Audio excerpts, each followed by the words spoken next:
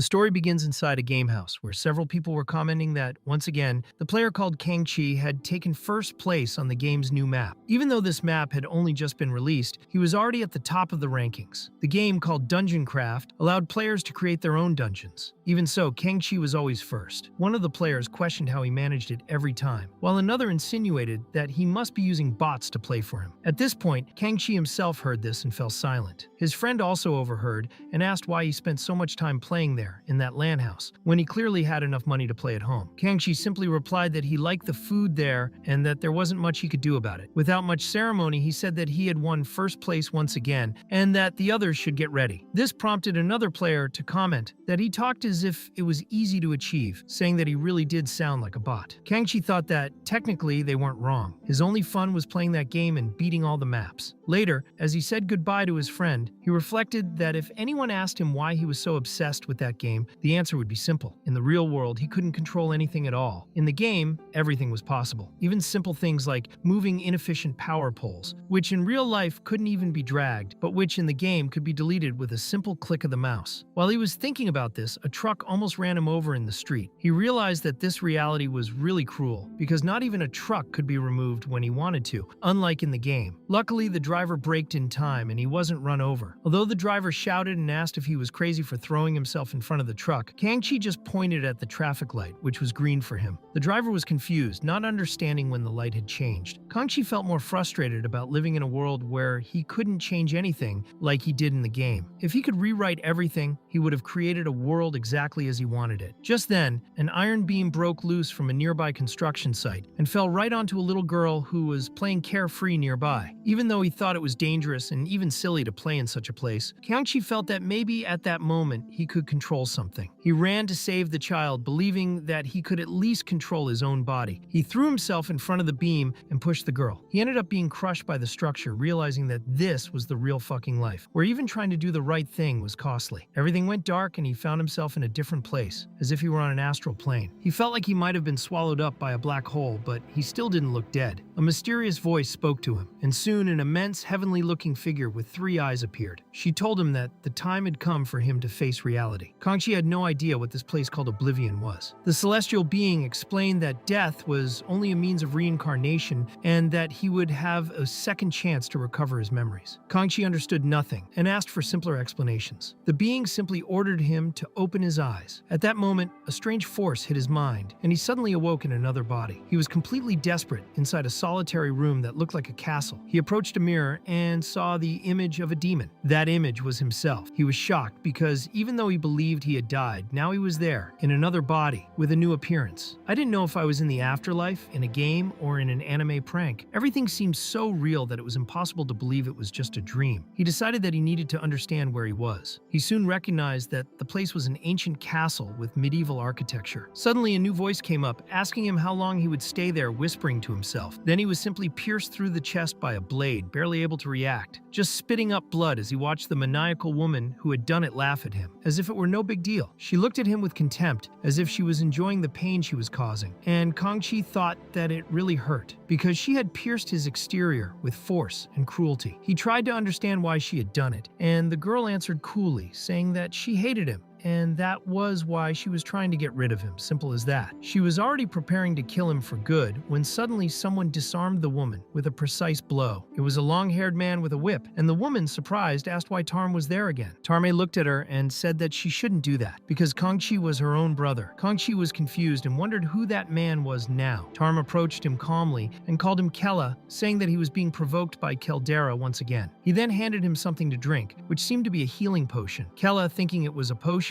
took a sip, but as soon as the liquid went down his throat, he spat it all out, feeling a burning sensation from top to bottom. It was too hot to be an ordinary potion. That was poison. Keldera watched coldly and asked if he was going to die, making it clear that this was her goal. Tarm analyzed the situation and commented that he seemed to be in pain, but unfortunately, he didn't look like he was going to die, so he declared that the recipe had been a failure. Kella, in the midst of his pain, wondered why they were doing this to him and why he had to suffer so much. Just then, the castle doors opened. The demon king Hel Kaldun was returning from a hunt for the heroes. Caldera and Tarm, sensing his presence, asked if their father was back yet. Kella, on hearing this, wondered what father meant, and was shocked to realize that the demon king was called his father. The king entered and asked why he was hearing so much noise coming from that house. Kella looked at him, still not believing that the man was really the demon king. Caldera tried to justify herself, saying that it was Kella's fault, but the king wouldn't accept any explanations. He took the two children by the neck, saying that this was a humiliation, as screams and moans of pain echoed through the demon king's castle. The two brothers knelt down and asked their father for forgiveness. Kella, observing everything, began to wonder if those two really were his brothers, and if that meant that he was the son of that monster. The king then declared that inside his castle, he would only accept hearing two specific sounds: the birth of a great demon and the honorable death of an enemy. In a rage, he simply stomped on Kella's head, leaving the three of them on the brink of death. Kella thought he had really been reincarnated in another world, and to make matters worse, he was the son of the demon king himself. That seemed like the worst possible fate, and he thought that, of all people, it had to be him. At that moment, he remembered a particular day with his mother. He was crying because he had hurt himself after Caldera had stuck a fork in his eye. His mother, instead of consoling him, only commented that it must have hurt a lot. Kella also told her that Tarm had poisoned his food. His mother responded by saying that in that case, he should fight back in the same way, because that's what a real demon would do. Kella replied that if he did that, he would end up dying. His mother said that he should kill them before he was killed. She claimed that his father killed his own brothers at the age of 12 to become the demon king. Her point was clear: if anyone tries to kill him, he must kill them first. She then took a dagger and plunged it into her son's stomach, saying that this was how a demon acted, and asked him if he understood as he cried in pain at having been stabbed by his own mother. Then Kella woke up in his bed, breathing hard. His personal servant, Rin, asked if he was all right. Kella thought that the body in which he had been reincarnated carried the memories of Hel Kaldun, and that despite all the suffering, his body had already completely regenerated. Apparently, he had very advanced regeneration abilities. Rin commented that he had been asleep for a long time and that it was almost time for the family meal. Kella looked at her and thought that, as a child, Rin was very shy compared to the other siblings. He was always looked down on, and even Rin, his own maid, was the one who chose the clothes he should wear to parties, but she still never dressed him. Kella even commented that he had heard that his brother's maid helped dress him, and Rin replied by saying that, in that case, he could dress her too. Kella understood that this was just sarcasm and decided that, fine, he would dress himself. Another time, Rin passed on one of her chores to him, telling him to clean the deck. Another day, she slept in his bed, and the next day, she put a doll in her place to work. Kella began to wonder how the original Kella, who owned this body, had allowed himself to be bullied by a simple servant. Now he was in control and no longer intended to accept this kind of humiliation. He had been kicked around, despised, and treated like a dead dog for all this time, and he realized that his life in this world wasn't much different from his past life. In the end, the weak always die. At the family meal, he arrived late, and his father commented on this in a cold, imposing voice. Kella felt the weight of his presence, after all. This was the Demon King, and there was a reason he was feared by everyone.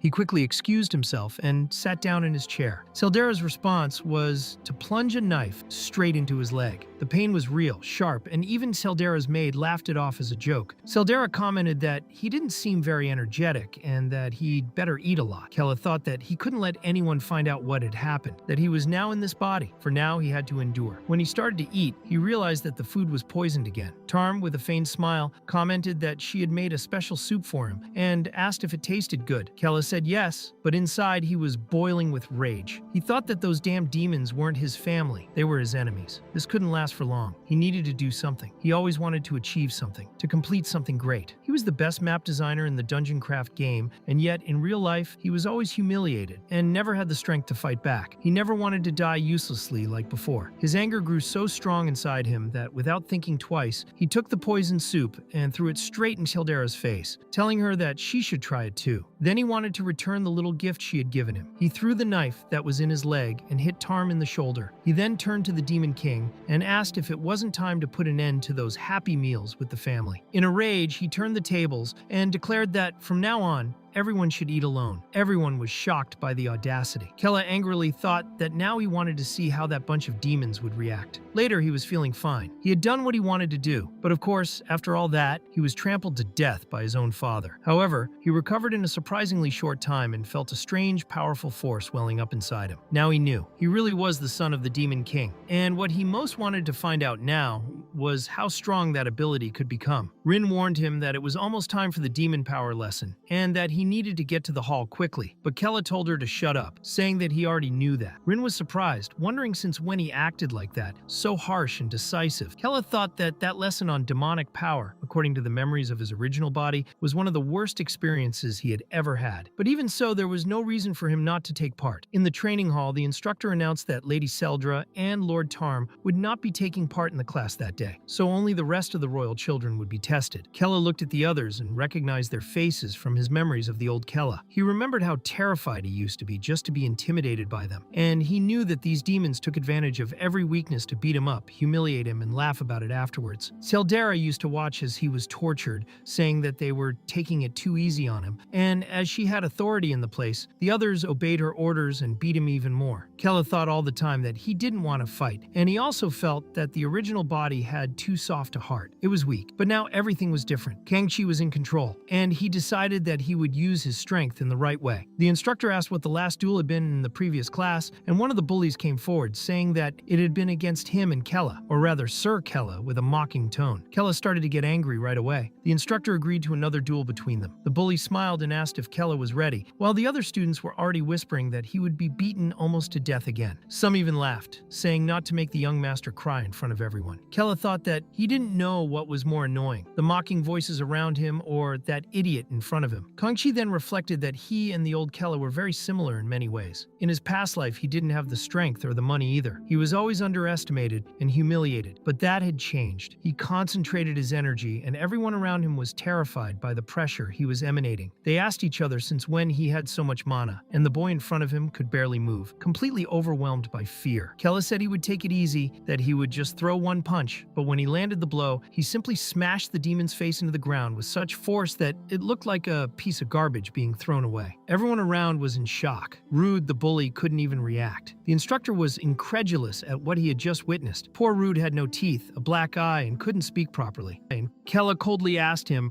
what he had said before, how he had dared to speak like that to the son of the Demon King. Rude, still crestfallen, apologized to Sir Kella. Kella replied that he'd better not make any mistakes in front of him again, or he wouldn't make it out alive next time. Everyone was terrified, wondering what had happened to him, because this was clearly not the same Kella as before. Then he called the instructor, who was already terrified just to hear his name mentioned, and asked if the class would continue as normal. The instructor said yes, of course, and Rin watched in silence, thinking that Kella was definitely acting strangely. The Demon King was also watching the class, observing everything carefully. Later, in the Demon Castle, Caldera was in the recovery tub, her body covered in wounds, complaining about how that bastard had the nerve to throw a poisoned potion in her face. Tarm, by her side, asked her to calm down and focus on her recovery, reminding her that she didn't have the same regenerative powers as Kella. Caldera commented that this was also strange, as it didn't make sense that only Kella had such advanced regeneration. Tarm then said that it seemed that Kella had undergone some kind of transformation or very profound change, because now he was completely different. It was at that moment that Tarm realized that even their father seemed to be happy with what Kella had done, and he said that it was the first time he had seen his father smile for real. Seldra replied that she doubted very much that the smile had been for Kella, but Tarm insisted that it wasn't normal and that something was clearly out of the ordinary. Sedera asked what exactly he meant by that, and he replied that perhaps she would rather die than ally herself with Kella, but that they could at least stop fighting for a while to look after him together. Caldera agreed that it wasn't a bad idea, but made it clear that if he made any false move, he would be the first to die before he even caught his father's eye again. Meanwhile, Kella was taking part in a class in which the instructor was showing a kind of magical hologram with the image of the last Demon King, Turhel Kalden, who had a completely insane and psychotic face, which made Kella think that he really did look demonic. The instructor explained that Turhel had been the most powerful of his time, but ended up dying because of a cowardly plan, betrayed by the Celestial Guild and other opportunistic guilds who took advantage of the situation to seize part of the Demon Kingdom. Kella recognized that this was part of the memories he now had, as he remembered that these guilds surrounded the kingdom. The instructor also commented that because of these damned guilds, the current Demon King was barely able to leave the castle, which is why he was locked inside, practically imprisoned. The instructor also said that the Celestial Guild, the largest since it was founded, had prepared an attack on the Demon Kingdom, so the students had to work hard in combat classes if they wanted to help the king get rid of these enemies. All the students then recited together an oath to fight for the honor of the demons. Later, Kella was alone watching the horizon and thinking about what he should do, because he felt that if he stayed there any longer, he could end up dying at any moment. So he asked Rin if her father was going to be be away for 3 days, and she confirmed that he was. Kella asked her if she knew that the castle had a weakness, if there was no architectural map that they could use to their advantage in combat. He commented that the enemies were using the surrounding neglected territories to attack the castle, but that he would use this next expedition as an opportunity to map the entire region and then hand everything over to her father so that he could destroy each and every one of the enemies. Kella decided that this would be his role now. He also commented that he intended to create a dungeon which would be different from normal reality, so he could draw the map himself any way he wanted. He therefore ordered Rin to immediately build a secret office in the basement of the castle. When she asked what exactly this office would be, Kella replied that she needed a place to work in secret, somewhere her father wouldn't know about. Meanwhile, in the Demon King's own recovery tub, he was silently reflecting that he could no longer take his eyes off Kella. Before it was too late, he needed to confirm something with his son in person. Later, Kella arrived in the basement and asked if that was the office he had asked for, as it looked a mess. Rin explained that, as it was secret, it was the best she could do. Kella commented that next time she could be a little more careful, and Rin thought that lately he had been treating her a little more firmly, which unexpectedly seemed to be working. She also thought that Kella had been scary lately, because he wasn't the same boy as before. Even so, she couldn't help but feel attracted to him now, because he was starting to look like a real man. Then Kella looked at Rin and asked why she was still standing there, ordering her to get some coffee immediately. Rin hurried to carry out the order, repeating "coffee, coffee," while trying to understand what exactly it was, as she had never heard of it. As she disappeared through the castle in confusion, Kella thought that he was finally alone and could now analyze the map calmly. He noticed that the Demon King's castle was located in the worst possible place for defense, so he decided that he would create a new map on his own, based on his memories and experiences. Meanwhile, Rin was still running through the corridors, unsure of what to look for, when she came across the Demon King himself approaching. He asked what she was doing in the basement without Kella, and wanted to know where her son was and what he was doing at the moment. Rin was nervous, as she remembered Kella's request to keep it a secret, but the king insisted that she answer. While she hesitated, Kella was busy creating his new map, having a lot of fun because it all reminded him of the dungeon craft game he had loved so much in his previous life. For him, creating maps was the best way to concentrate and have fun, something he had always been passionate about. Suddenly, the door was violently kicked in, and the Demon King himself burst in, furious to discover that his son had set up a secret office without his knowledge. Kella barely had time to react before he was struck directly by his father's fist and pierced through the stomach with brutal force. The king said that if Kella really wanted to help him, he shouldn't hide anything, and Kella barely managed to reply, just spitting up blood as he tried to stay conscious. He thought that the pain he was feeling now was much more intense than anything his brothers had ever felt, and believed that he might actually die at that moment. But then, still bleeding, Kella held out the map to his father and explained that he was mapping the entire region around the castle, marking the weak points and the places most vulnerable to attacks by enemy guilds. He said he was drawing the entire geography of the area in detail to help in future battles. The Demon King looked at the map and slowly removed his fist from Kella's body, allowing him to breathe a little. He then asked why Kella had done all this in secret, and Kella explained that if he had announced the plan before finishing it, he feared his father wouldn't allow it, so he decided to show the map only after it was finished. Because as the son of the Demon King, he wanted to help in the complete destruction of the Celestial Guild. The two of them stared at each other intensely for several seconds, while Rin, who was watching everything, could hardly believe that Kella was talking like that to his own father. The Demon King then asked how long he would need to finish the plan, leaving Kella surprised by the direct question. Even though he was wounded, Kella replied that 5 would be enough, and the king asked if he meant 5 days. Kella, still panting, explained that it wasn't 5 days but 5 hours, which puzzled the Demon King. Kella said that in that time they could complete all the construction needed for defense and counterattack, and that he himself wanted to be in charge of the operation. The Demon King looked at his son in amazement, not believing that this determined boy was really his heir. He said it was fine, the plan sounded great, but warned that if Kella was just trying to impress him with empty words, he would destroy the map and then destroy his own son too. Kella replied that he understood perfectly and thought that he had finally managed to prove his worth, even if at that moment he was still vomiting blood and wondering if his father was really trying to kill him. Rin, on the other hand, thought that now Kella had managed to convince the Demon King, and that made her even more fascinated by him. She then remembered that she had to get him to the infirmary as soon as possible. Later, already somewhat recovered, Kella managed to finish the map in just 5 hours, exactly exactly as he had promised. Immediately, the forces of the demonic castle began executing the plan, with mages preparing magical illusion barriers around the areas under construction so that the enemy guilds wouldn't notice anything. They also began to modify the very geography of the land, using magic to shape everything according to Kella's new plan, who thought that now, with his new map made as if it were inside a game, everything was finally going according to his original plan. Meanwhile, in the Celestial Guild camp, Hermerson, the guildmaster, was deeply shocked to receive an urgent message. He asked if the demons were really altering the terrain around the castle, and one of his subordinates confirmed that they were, reporting that the enemies had discovered and activated an illusion spell. Hermerson was worried, as he had no idea what those demons could do with that kind of magic. The messenger then asked if they should attack immediately to interrupt this plan, but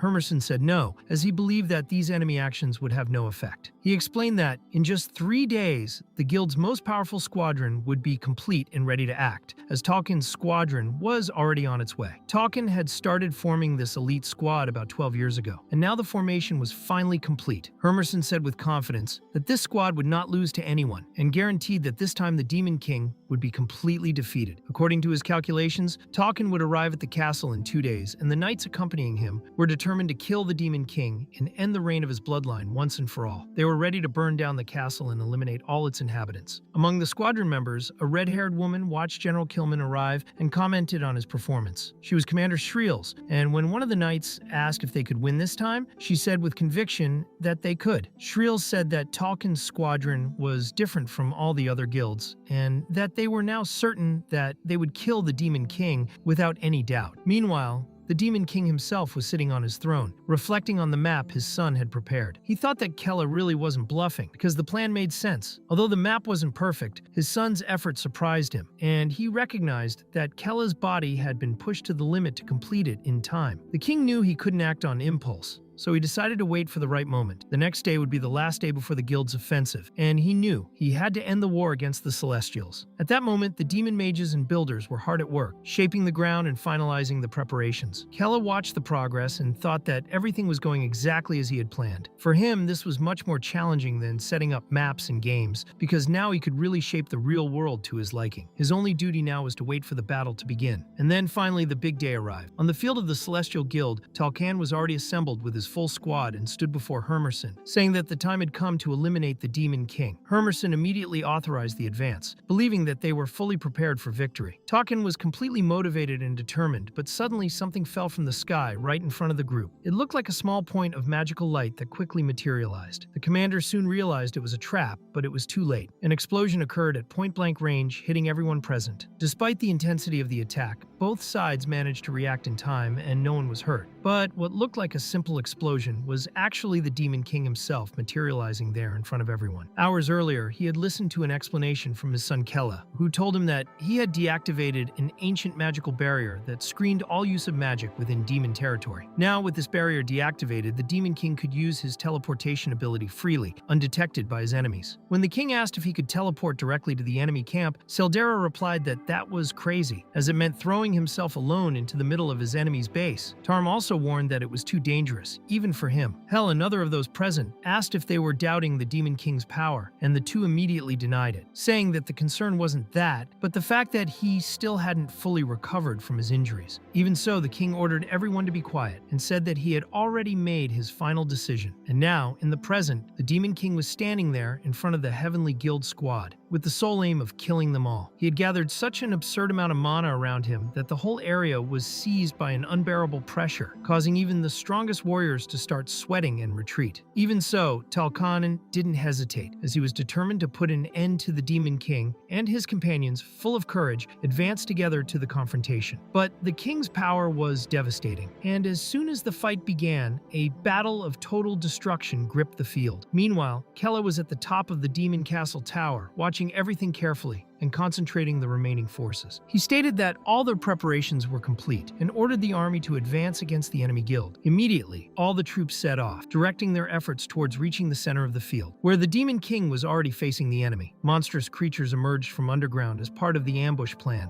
attacking the warriors of the Celestial Guild from all sides, which led Kella to think that everything was going according to plan, and that was great. But then, from behind him, Seldera and Tarm approached. Seldera, with a cold tone, said that she still didn't understand how Kella had managed to do all that, but said that not everything was turning out as he had imagined. Tarm, standing right next to him, said that unfortunately Kella had overstepped his bounds, and so he could no longer stay there. Kella didn't seem to have expected this betrayal, and before he could react, Tarmi attacked him directly in the stomach with his weapon, saying that this was the perfect moment for Caldera to finish him off. Without hesitation, Caldera rushed forward and took Kella's head off with a precise blow. The two laughed as they watched his body fall, saying that without his head, not even Kella's power of regeneration would work. As his head was thrown to the ground, Kella was still thinking that perhaps this really was the end of his life. The body fell hard, and the head rolled to the edge of the tower. Caldera then approached and commented that they had finally managed to cut off the head of that bastard. Tarm said it was time for them to go and help their father on the front line, but surprisingly, Caldera betrayed his own brother by piercing his back with a hidden dagger. Tarm, though wounded, didn't fall down immediately and recognized that Caldera was using a forbidden weapon belonging to their mother, a weapon that neither of them should use. Caldera replied that she was a demon and didn't care about rules, because weapons were made to be used. Tarm asked if she was really taking it so seriously, and Caldera said that if she killed him there, she would become the only legitimate successor to the throne. Enraged, Tarm advanced against her, and Caldera swore that she would finish him off quickly. So the two began to clash violently at the top of the tower. Meanwhile, Kella was still alive, though completely disbelieving, wondering how the demons themselves could be so cruel as to betray and kill without hesitation. He had never imagined that his end would come like this, but then the ground beneath his body broke, and Rin emerged from inside a secret tunnel, trembling with fear but determined. She picked up Kella's head and connected it back to his body, while trying to control her despair. On the battlefield, demonic portals were opening up on all sides, and the coordinated attacks made it clear that the demons already knew the human strategies in advance. The Celestial Guild was completely overwhelmed, not knowing how to react to the onslaught of monsters and the magical forces of their enemies. It was then that the Talking Dragon came roaring out, destroying everything in its path with fire and fury, and shot straight at the Demon King with a devastating attack. But the king didn't hesitate. He launched himself at the dragon in the air, grabbed its neck tightly, and ripped its head off in a single movement, throwing the remains of the creature to the ground as if it were nothing. The Talkin squad commander, seeing this horrific scene,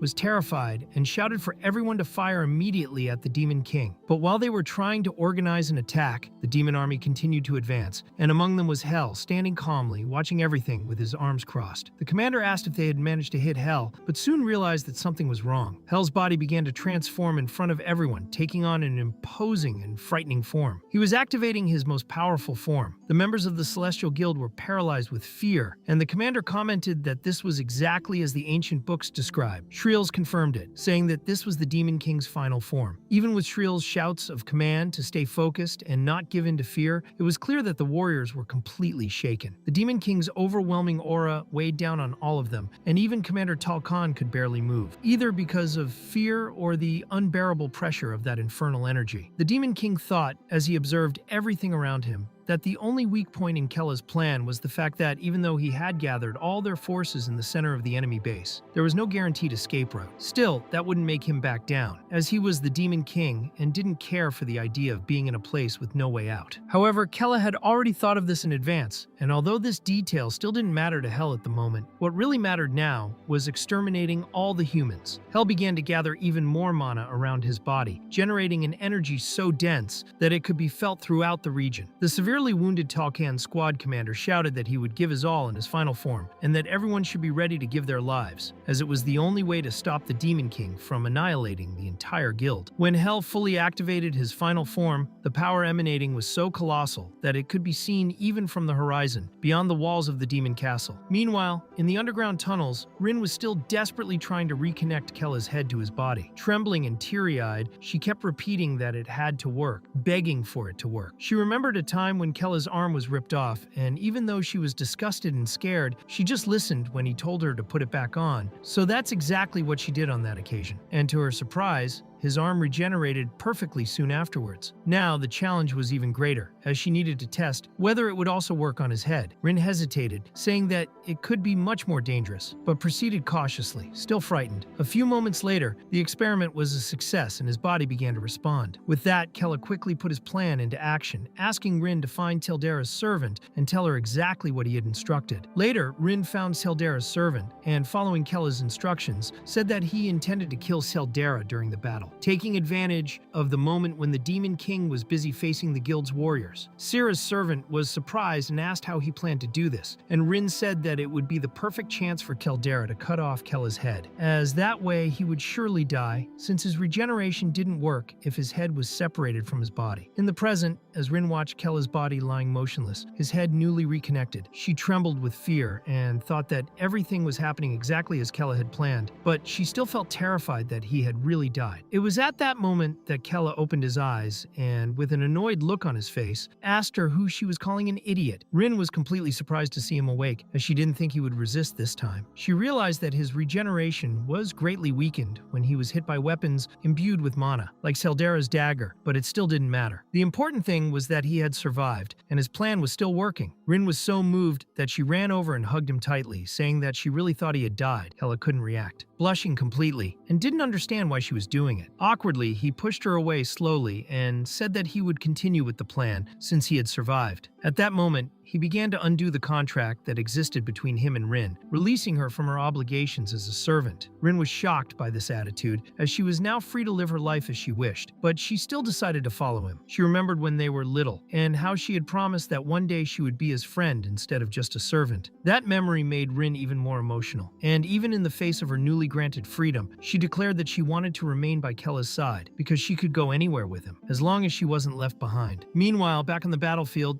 Talkin's commander was badly wounded, his body covered in cuts and burns. He watched the Demon King standing there, even without one of his arms, still resisting like an unstoppable monster. For the commander, this was the real Demon King, a living disaster that no human could contain, no matter how powerful his attacks or strategies. Hell remained silent, observing the battlefield, and thought that almost all the enemies were already dead. At the same time, he realized that there were no more soldiers around him either. The confrontation had reached its limit, with both sides devastated, and everything now depended on the few who were still standing. Then he thought of his children, and was afraid that they wouldn't make it in time. But he soon realized that he shouldn't be disappointed, as this battle had always been his alone, and decided that he would use every last drop of mana left in his body to fight until the end. Meanwhile, Kella ran towards the battlefield, believing that he was finally finding a way out, as he thought that he would be able to escape from the castle and finally be free. However, Rin magically blocked an attack that was coming towards them, and explained that she could already smell blood, because there were disguised mages hiding in the walls. And these mages were there because they already knew that the children of the Demon King would try to escape. So they hid in advance to intercept any attempt to escape. Kella was shocked to realize that they knew of the existence of that secret passage, and wondered how it was possible that they had known about the construction all along. But the mages confirmed that they couldn't let any of the Demon King's relatives escape alive, so they started casting magic in their direction. Rin positioned herself to contain the enemy's power and said that she would maintain the defense alone while Kella fled, but he replied that she couldn't do anything on her own, as he knew that Rin was only capable of using basic defense magic and could barely cast offensive spells. Even so, she continued to fight, and Kella understood that at that moment, Rin was sacrificing herself only to protect him. Kella, disgusted by the situation, refused to flee, threw Rin away forcefully so that she wouldn't die there, and said that if she really wanted to follow him, at least she shouldn't die in front of him, as that would only make him even angrier. The mages mocked his attitude,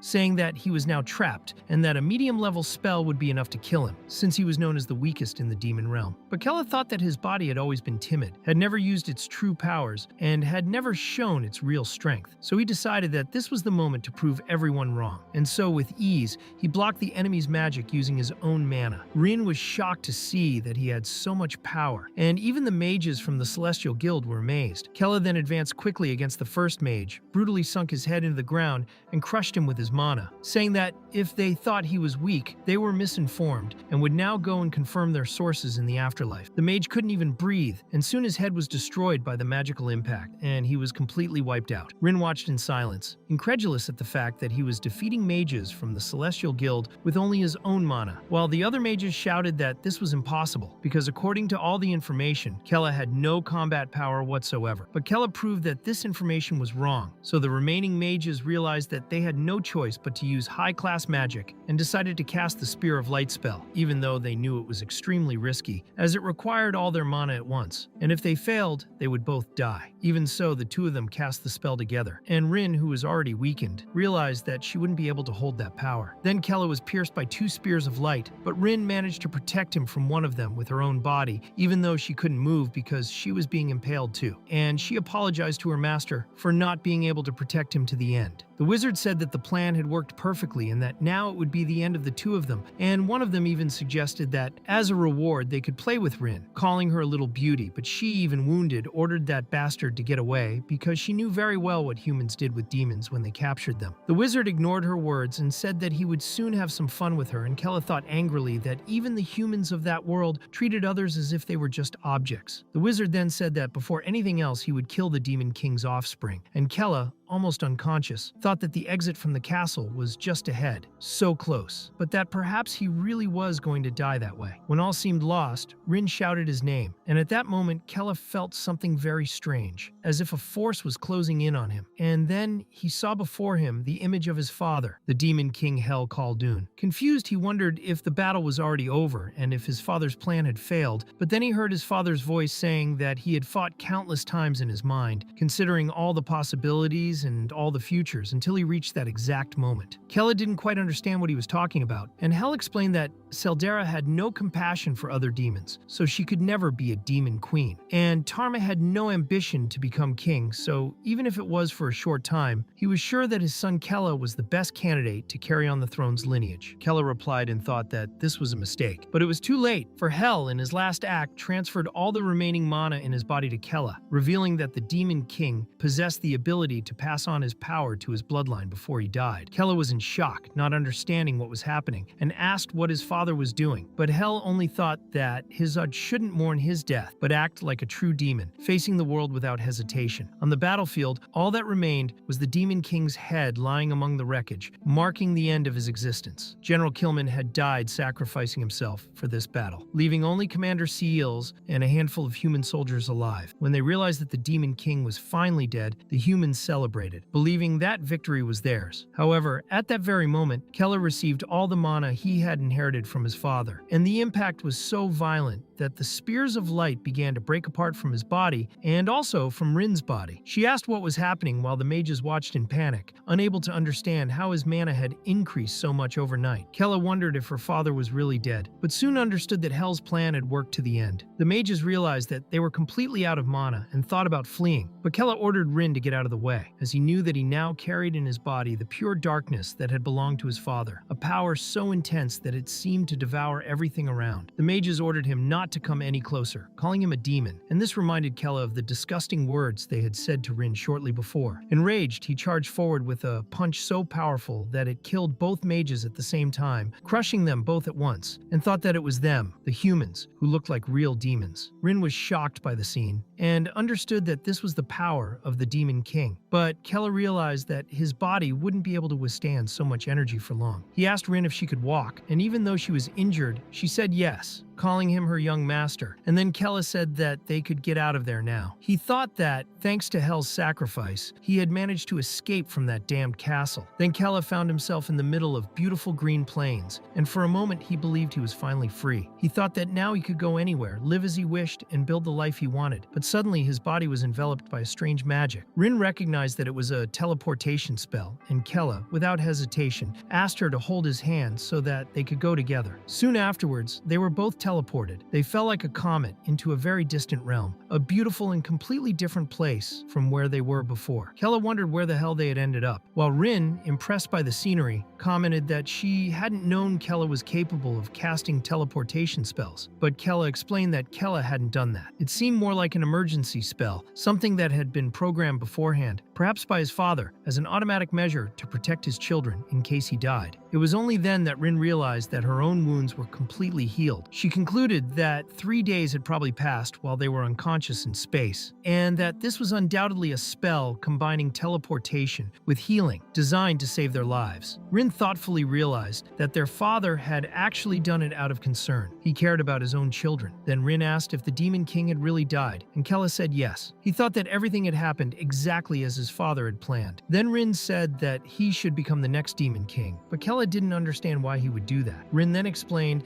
that she had noticed a change in him, something that made him the perfect successor, and so from now on, she would do her best as his servant until he assumed that title. Kella thought she had got it all wrong, especially as he didn't even have any powers at the time. Suddenly, Rin was startled. She realized that the place they were in was the magical country of Arsol, a land known for bringing together the greatest human talents trained to hunt and kill demons. They noticed a large banner commemorating the death of the Demon King, celebrated by the people of Talua, and Kella wondered why, of all places, they had been sent there. He knew that if they were discovered, they would be in great danger, but Rin remembered that she could use a transformation spell to make them both look human. Kella agreed that it was a good idea, as she certainly knew how to use that spell. He then asked Rin to explain everything she knew about the place.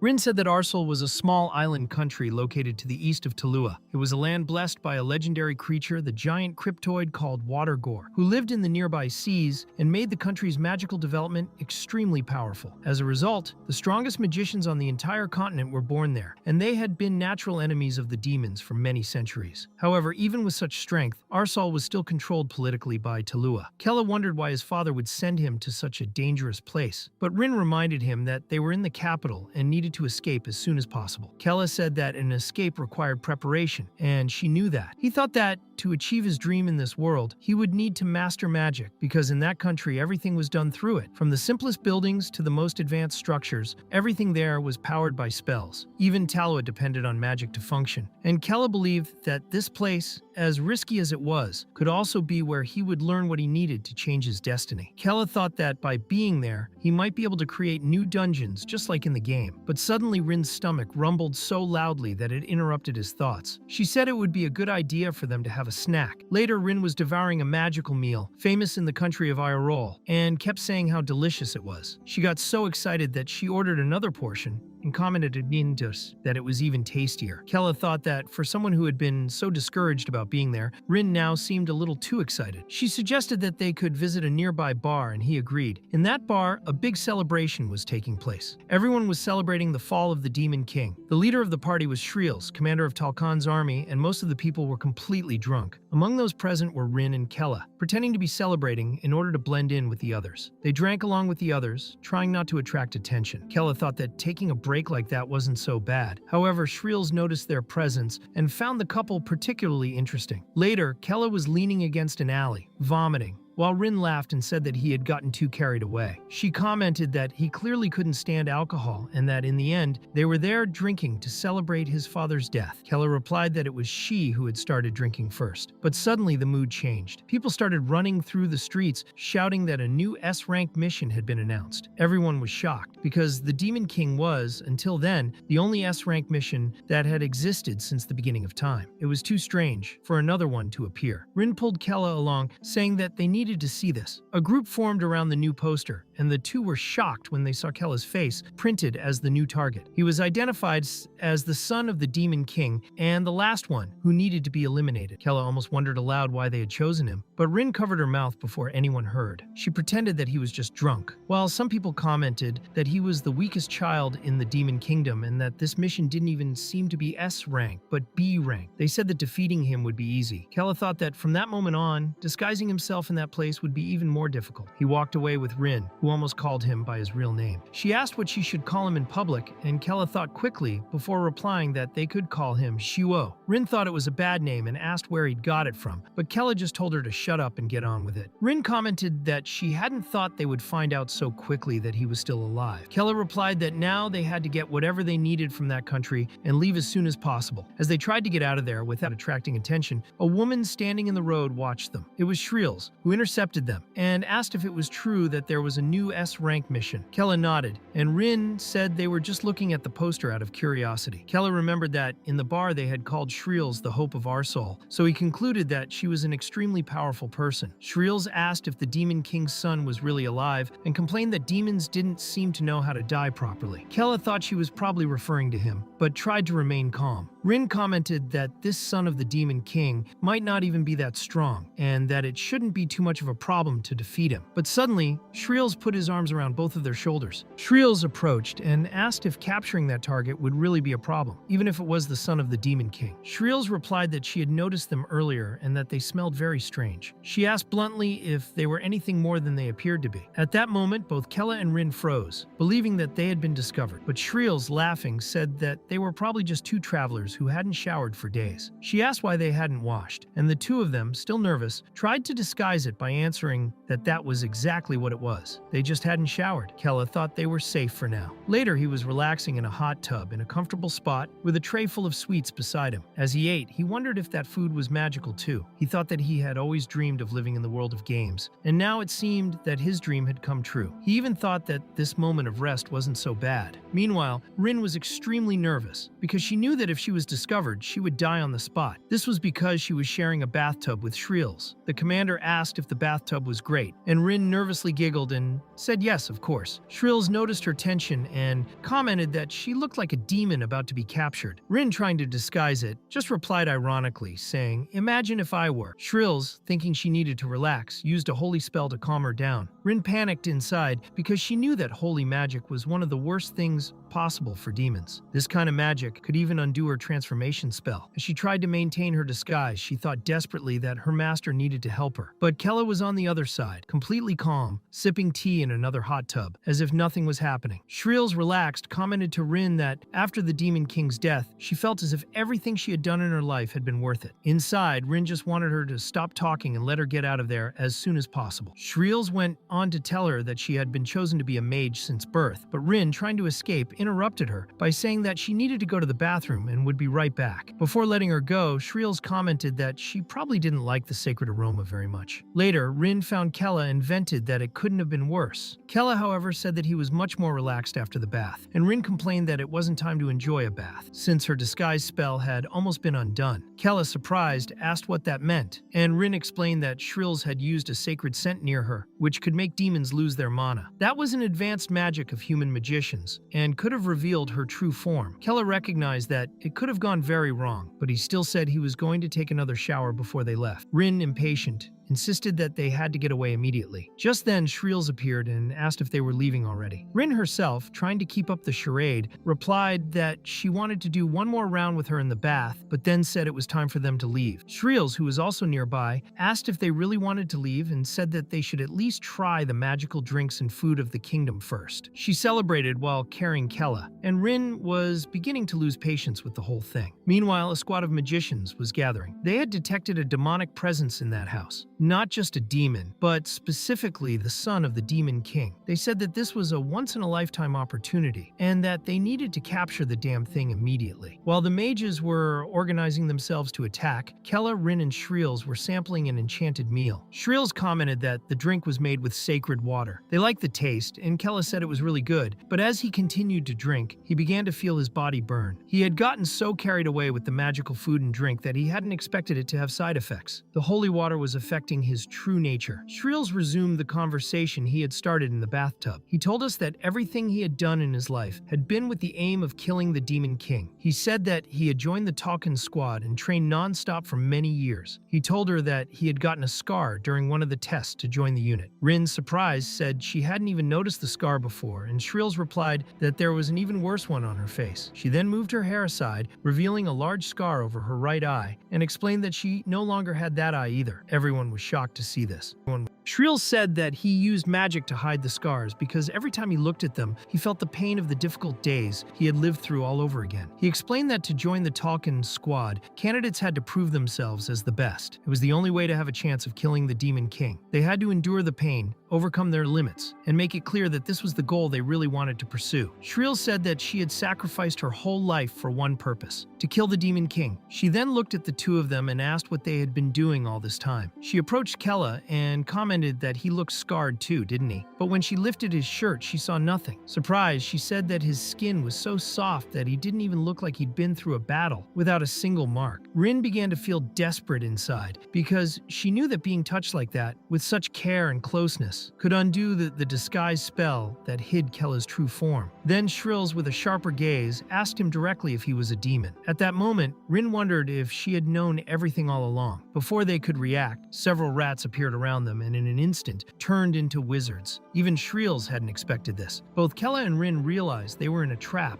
and wondered how they had been caught. But Shrills, with a smile, said that the mage's visit had been really unexpected. The mages then confirmed that the guild's message was correct and revealed that Shrills had been disguising herself all along. She was a traitor, infiltrating Arsol. It was impossible for Kella or Rin to predict this. Kella began to suspect that, in the end, the mages weren't after him, but Shrills. And this suspicion was confirmed when she admitted that, yes, they were right, and that there was no longer any reason for her to continue hiding. In fact, it was she herself who divulged her identity. The magicians, now with confirmation, said they had her direct testimony and set out to eliminate her. But Shrills didn't back down. She declared that she was an elite mage from the Talkin squad and that a handful of Arsol's mages wouldn't be able to defeat her. Meanwhile, Rin was telling Kella that they needed to get out of there immediately, and Kella was thinking that this was becoming a much bigger problem than they had imagined. Then a huge magical explosion took hold of the place. Rin could hardly believe the magical power of Shrills, who had destroyed everything with a single spell. Kella wondered if she had protected them on purpose. The answer came soon after, when Shrills revealed that he had always known they were demons. There was no hiding it from her because she was one too. With a firm look on her face, Shrills introduced herself as Shrills Hel Khaldun, daughter of the demon king Hel Khaldun himself. Both Kella and Rin were in shock, unable to believe what they were hearing. But Shrills said there was no time for long explanations, so he decided to show them the truth using memory transfer magic. She said she was born as part of an experiment. Finally, after many failures, she was the first successful result, a demon capable of hiding its horns and demonic power. Kella could hardly believe that she was standing in front of the demon king's own daughter, and the king himself, in his living memory, declared that his blood ran through her veins, confirming that Shrills was his heir. Shrills thought about everything she had lived through since birth. For her, every day was like hell. She went through painful experiments, saw many others die in the process, and believed she would suffer the same fate. But she survived, and now she understood that this had a purpose. She was the daughter of the Demon King. She declared that it was an honor to serve her lord, and the king responded by saying that he would bless her with a worthy name. He christened her Shrills Khaldun and declared that she would be a spy infiltrating the human kingdom, tasked with bringing information directly to him. Shrills thought that, as the daughter of the Demon King, she could do anything. Later, she infiltrated the human kingdom, pretending to have been captured by demons.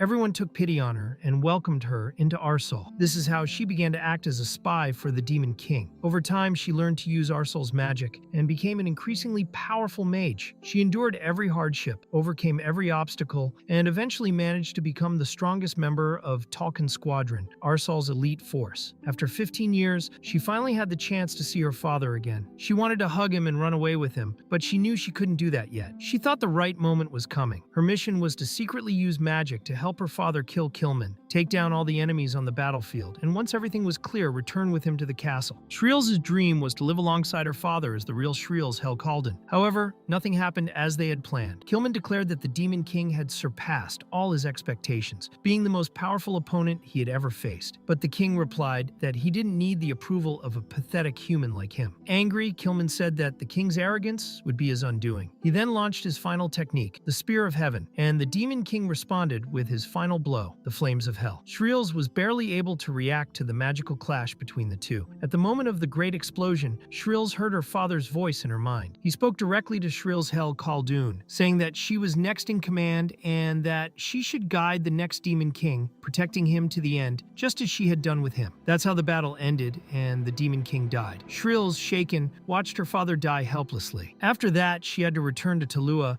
and pretend to commemorate with the people the death of the man who was actually her own father. After the ceremony, she decided to retire from her position and return to Arsol, her second home, where it had all begun. She was readjusting to that place, but only with the aim of one day avenging her father's death. She declared that her plan was to destroy Arsol first. Rin, still trying to understand everything, asked if she really was the Demon King's daughter. Kella, for her part, thought the whole thing was a nightmare. She thought she had already gotten rid of her siblings, even if they weren't of the same blood. He never imagined having another sister suddenly appear. Shreels made it clear that she wouldn't force the two of them to join her as demonic companions, but she wanted them to understand one thing. Arsol was literally the most magical country in the world. The longer he stayed there, the less hope the demon race would have. She said that Kella would soon die if he stayed there too long. Kella recognized that she was right. Even in games, mages were always the most dangerous forces in an army. And at that moment, the person most in evidence, and therefore most threatened in Arsol, was him. Outside, the mages said they clearly heard that explosion. They said that the three of them would not get away with it, and that they would use all the mana left in their bodies to kill them. Kella was indignant, thinking that those mages still believed him to be a mere human, and yet they were ready to attack him without hesitation. That's when he began to transform back into his demonic form. Rin was completely shocked, but Kella replied that it was just self-defense. Shreels, on the other hand, was even more surprised to feel the energy coming out of him, because it was exactly the same energy as his father, the Demon King. So that night, an endless battle began in Rim's eyes. But in reality, it just looked like a massacre, because that's exactly what it was. For Shreels, using Arsol as a battlefield was like fighting inside her own home. So she knew how to locate herself just by feeling the ground with the back of her hand. Unfortunately for the humans, they had all the important buildings destroyed, including the government buildings and the Magic Academy. Kella himself used the Demon King's mana to overpower the humans who were drunk and vulnerable because of the festival. With this teamwork, the magical land of Arsol was completely annihilated, and there was absolutely nothing and no one left in the place. At the end of it all, even the heavens seemed to be on fire. One of the mages even shouted that Arsol would never fall easily and that he would never forgive the damned demons. But then he too was burned by Shreels. She said that it was her speech, because she was the one who couldn't forgive humans, and she would start with Arsol. Then she would overthrow Talcon, and finally, she would destroy Talua's entire empire, wiping them all out. Rin thought that was impossible, and Kella replied that they had helped each other enough, and now it was time to separate. But Shreels told him to wait. She looked at him and asked if he really thought she wouldn't recognize that sis. "You said he was Khaldun, the Demon King's second son, didn't you?" Kella thought there was no point in hiding it from her, so he confirmed with his head that yes, it was him. Shreels asked if it was really true, because she was just guessing, and he confirmed it. She had only suspected, but now she knew for sure. Then he explained that technically she wasn't the Demon King's daughter, but a kind of mutant made from his blood aura. Because of this, she could recognize anyone with the same blood, and since she was raised after Kella was born, he was technically her older brother. She then said that she assumed he also wanted revenge for his father, and so they should move on together, not apart. Kella thought that revenge was what he really wanted, but his desire was to leave. Shreels wondered if he really intended to run away, being the last direct descendant of the Demon King, the last child left by him. Rin thought it might be better to accompany her, because if they didn't, she could really kill them. Kella replied that of course he wanted revenge, and realized that he had little choice but to agree with her at that moment. Shreels then became excited, and said that they could go on their way together, burning everything they came across. Kella thought that he would need to learn Arsol's magic anyway, and currently the only person capable of teaching him was Shreels herself. Kella decided that he could stay by Shreels' side for a while, using revenge as an excuse, and during that time he would treat her as an ally. As they walked away from the battlefield, a human mage who was still alive observed everything in silence, and thought he needed to report it to the kingdom of Talua. Sometime later, in Talua, an emergency message reached the king directly, interrupting his banquet. The king asked what exactly the message said, and the messenger explained that Shreels, from Talcan's squadron, was actually a demon, and that Arsol had tried to eliminate her. However, the messenger went on to say that Kella Khaldun, the last son of the Demon King, appeared during the attack and destroyed Arsol along with her. The king was deeply shocked and asked if the Demon King's son really was in Arsol. The messenger confirmed it, saying that he probably had some connection with the Shreels. The king was furious and declared that this was unacceptable. He said that not only Shreels, but also the Demon King's son were making a mockery of them. He ordered that they both be killed immediately and that posters be put up all over the kingdom offering rewards. Whoever killed Shreels would take her place in the Talcon squad. The Haydn messenger swore by his own name that they would both die. He approached the Demon King's head, which was on display like a museum piece, and thought to himself that that king's cursed bloodline was still alive. He swore that he would burn every last descendant of the Demon King. Later, the king's advisor summoned the messenger, and he informed him that General Killian should have already received the message. He asked him to return as soon as possible. Haydn thought about Killian, recognizing that he was the best knight of all, surpassing even Kilman himself. To kill Kella and the Shreels, they needed Killian. Meanwhile, Kilman's Killian's himself was informed that his brother Kilman had died sacrificing himself to kill the Demon King. Kilman's asked if the Demon King was really dead, and if so, why they still needed him. Ursol's messenger explained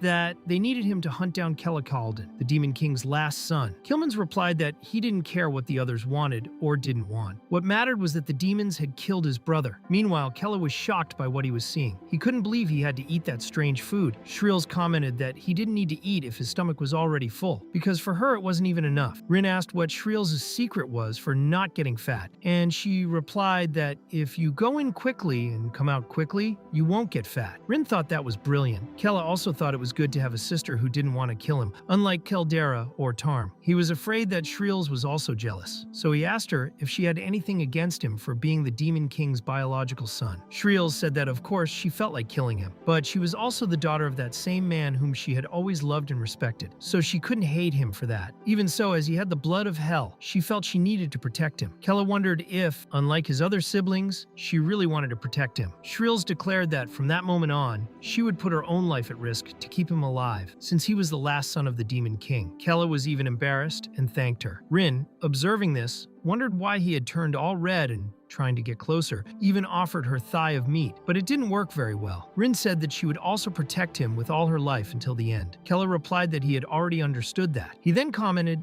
that if the kingdom already knew about Ursol's destruction, many demon hunters would surely show up there. Shreels agreed, saying that the place was too dangerous for them to stay there. But Kella replied that he actually thought it was a great place to spend the night. He said he would put in a little effort and turn the place into an impenetrable fortress. So first, they changed all the surrounding terrain, turning the place into a secret forest. While resting, Kella realized that he had learned something important from that fight. He understood that, after using a lot of mana, he needed to rest, just like his father did. Shreels, who had used even more mana than him, slept for a long time. Gradually, everyone recovered safely, protected by the fortress hidden within the magical forest. Meanwhile, in the kingdom of Talwa, Killian had finally arrived. He was part of the 2nd Talcon Squadron, known as the White Talcons. His Majesty was told that they were back, and the king commented that just looking at those young men sent shivers down his spine. Nevertheless, he welcomed the squadron. One of the members commented to Captain Killian that he seemed to have gotten even stronger in that time, and that if General Kilman saw that, he would be proud. The warrior Audria scolded her companion Deed for talking nonsense, and Deed replied that Audria was still the same as ever. Another soldier asked the captain if they should heed the king's summons, and he commented that perhaps the king's anger would subside if they only killed Kelahel Khaldun. Killian excused himself from the Kalka warrior because he said he needed to show Curdley something important. Later, already inside the king's castle, they stood before the exposed head of the Demon King. Kilman's brother said that it was that demon who killed his brother. The real culprit was Kelahel Khaldun. Deed commented that that head was disgusting. Kilman's then asked Curdley if the tracking spell only worked on the Demon King's head. She confirmed it, explaining that because it still contained traces of blood, the head allowed anyone in his lineage to be traced. With that, Curdley activated the spell, and Killian ordered Hel Khaldun to keep his eyes open so that they could follow all the target's movements from now on. Meanwhile, Shreels got up refreshed and said that, now that she was rested, she would hunt down the damned humans. She warned that the 2nd Talcon Squadron would soon appear. Rin was confused and asked what 2nd Squadron meant. Shreels explained that the Kingdom of Talua never fully trusted the 1st Talcon Squad to defeat the Demon King. In fact, they were just guinea pigs in an experiment. The real squadron, the one that received all the kingdom's dedication, was the 2nd Squadron, the White Talcons. Kella said he had never heard of them, and Shreels replied that this was the squad led by Killian, Kilman's younger brother. It was an elite squad made up only of combat geniuses. Kella then asked if this meant that Kilman himself, who had killed the Demon King, was weaker than them. Shreels replied that yes, Kilman was much weaker. The White Talcons were incredibly more powerful, and she couldn't even estimate the extent of their strength. Rin then asked how they could invade Talua's kingdom in the face of such powerful opponents. Shreels explained that the White Talcons had split up to train individually, so it would be a while before they were all together. That was precisely why they needed to act against Talua as soon as possible. But Kella thought that Talua was much bigger than Ursol, and that they couldn't just count on luck in a war of that size. He then told Shreels that they were all hunting only him, the son of the Demon King, so it was very likely that the White Talcons were already together. It didn't make sense for them to attack Talua alone, just the 3 of them, without any help. They needed an army and a base of their own. Everyone paid close attention to what he was saying. Kella said that with an army of demons, they wouldn't lose even to the the white Talkans, and the base wouldn't fall even if Talua's soldiers invaded. He said they would build the most powerful dungeon that ever existed. This got Shreels excited and Rin a little scared, as she commented that they couldn't bet everything on battles without knowing if they had a real chance of winning. Otherwise, they'd end up like his father. First, they would create the most powerful dungeon, and only then would they start the war against Talua. But then, upon hearing of this plan, Rin also got excited, and Shreels said that the plan made sense. She hadn't expected anything less from the Demon King's son. Kella thought it was good that they had liked it, because he had just come up with that plan right there on the spot. Shreels said that the first step would be to form an army. She knew someone she could contact for this. They were both excited about the idea of a war, and Kella realized that they really liked the plan. He thought it would be very good for him too, because he would finally have the chance to create his own world, the map he had always had in his mind, but had never been able to bring to reality. Now he would make his world perfect, and he was very determined to do it. Kella then asked Shreels if she knew any reliable demons. They would first need to learn a lot about the geography and terrain of the region. Shreels said that was smart, and that she knew someone who could help with that. Later during the journey, Kella began to learn Arsal's magic, and of course, Rin was jealous that he was so close to her own sister. She thought that this girl clearly had problems. Kella thought it was something very difficult to learn, but thanks to the Demon King's blood, he managed to master it very quickly. He felt impressed when he realized that he was using magic with his bare hands, and thought that he was getting closer and closer to achieving his goal. 4 days later, Shreels said they were almost there. Rin asked if a demon could really live in such an isolated place. Shreels replied that it hadn't always been like that until the day the Talkans ambushed him. Shreels ordered no one to move a step, but at that moment a demon advanced, believing them to be part of the Talkan squad. It pierced Shreels' shoulder, who remained motionless, as if she felt no pain. She said that she had known this would happen because the demons had seen it coming. Rin asked why she was acting like that and why she didn't tell the truth straight away, but Kella told her to keep quiet because she trusted Shreels' plan. The army of demons began to attack Shreels, who continued without reacting. She just apologized, accepting all their anger in silence, as if that was necessary to make the demons feel better. One of them recognized that posture as a symbolic gesture that only Earth demons knew. Shreels, upon seeing this, introduced herself as a fellow demon and also apologized for everything she had done. The demons asked her if she really was a demon, because last time they had seen her next to Talkan. Kella then intervened, saying that it was true, but assured them that Shreels was being truthful. He firmly stated that she was under his word, as the last direct descendant of the lineage of the ancient demon kingdom. Sensing the power of the demon king in Kella, the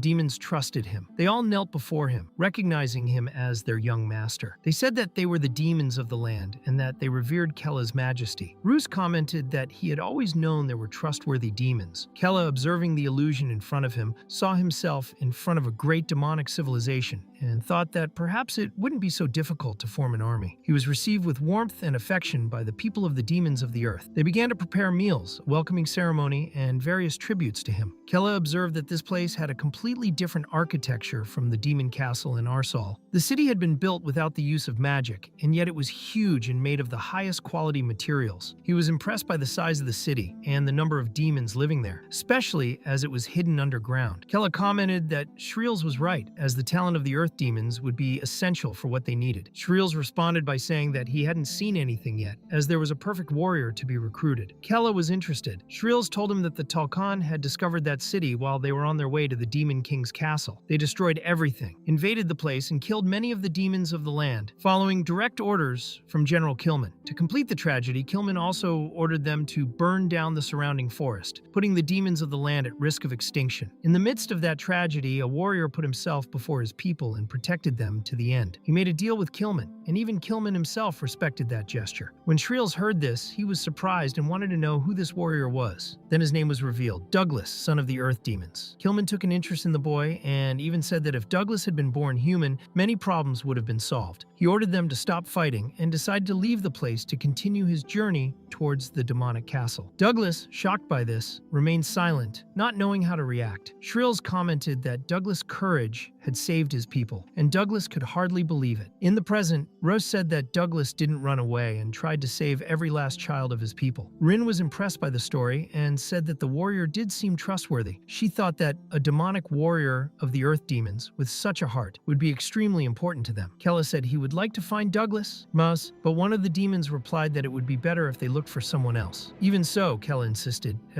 saying that he wanted to be taken to Douglas and asked where he was at that moment. Later, in a blacksmith shop, Kella asked if Douglas dared to disobey him, and Douglas replied that even though he was the son of the Demon King, that didn't oblige him to obey him. Kella asked what would happen if he used his strength against him, and Douglas replied that he would die fighting. When Kella asked why he wanted to stay there so much, Douglas said that he was born and raised in that place, that he had a duty to protect his homeland, and that he couldn't abandon it. Kella thought that Douglas was really hard-headed, as they said. Douglas only apologized, and Kella remembered that, even in his past life, he had tried very hard to get Douglas as an ally and had failed. Unfortunately, he realized that he might not be able to recruit him this time either. While he was thinking about this, he analyzed the place and noticed that the city's architecture was extremely efficient. He really wanted to have one of those demons with so much knowledge serving under him. Meanwhile, Shrills and Ren were completely drunk, praising the Earth Demon liquor and saying that it was excellent. Kella, seeing this, became irritated, thinking that he was working hard while they were getting drunk. Only later he was drinking too and gave in, remarking in surprise that the liquor was much tastier than beer. Another demon appeared and said that everyone was already drunk enough, so Kella asked them to prepare quarters for everyone to rest. Later, Kella, already lying in bed, was so sleepy that he didn't notice the demons approaching. The Earth demons were there with the intention of killing him. One of them swung an axe at Kella's neck, but was shocked to see that he had managed to dodge it. Kella stood up and said that he was now sure of something. The demons asked him how he had managed to do that if he looked like he was asleep, and disgusted, said that that bastard was Kella's coward, and set about trying to kill him again. Kella thought that, at first, he was really suspicious of some things. He wondered why Douglas was forging items that weren't weapons, such as handcuffs that clearly didn't fit orcs, which meant they could only be for him or his allies. He also realized that there were people tracking and watching his steps all the time, and one of them was constantly following him. From then on, Kella began to observe everything around him more closely, and noticed the existence of a subtle magical barrier in the city, so delicate that he was only able to perceive it because he had inherited the Demon King's mana. In addition, there was another very strange point. Koss had said that Douglas was protecting not only the demons of the land, but also the Dark Elves. However, Kella hadn't seen any Dark Elves in the village until that moment, and that's when he realized everything. So Kella quickly attacked all the demons around him. He then confronted Douglas, saying that he knew he had promised Kilman himself that he wouldn't let the Dark Elves be killed, but that he wouldn't hand them over to anyone either. This meant that Douglas wasn't protecting the elves out of compassion, but only because he didn't want them to be taken away from him. Douglas was surprised and asked how Kella had understood all this. Kella then demanded that he deactivate the barrier immediately. Later, Kella took Douglas hostage and thought that, as he expected, everyone was worried about him, otherwise the plan wouldn't work. The elder asked if Douglas had really failed in his mission, and Douglas apologized. That's when Kella shouted for no one to move a step, because if anyone got close,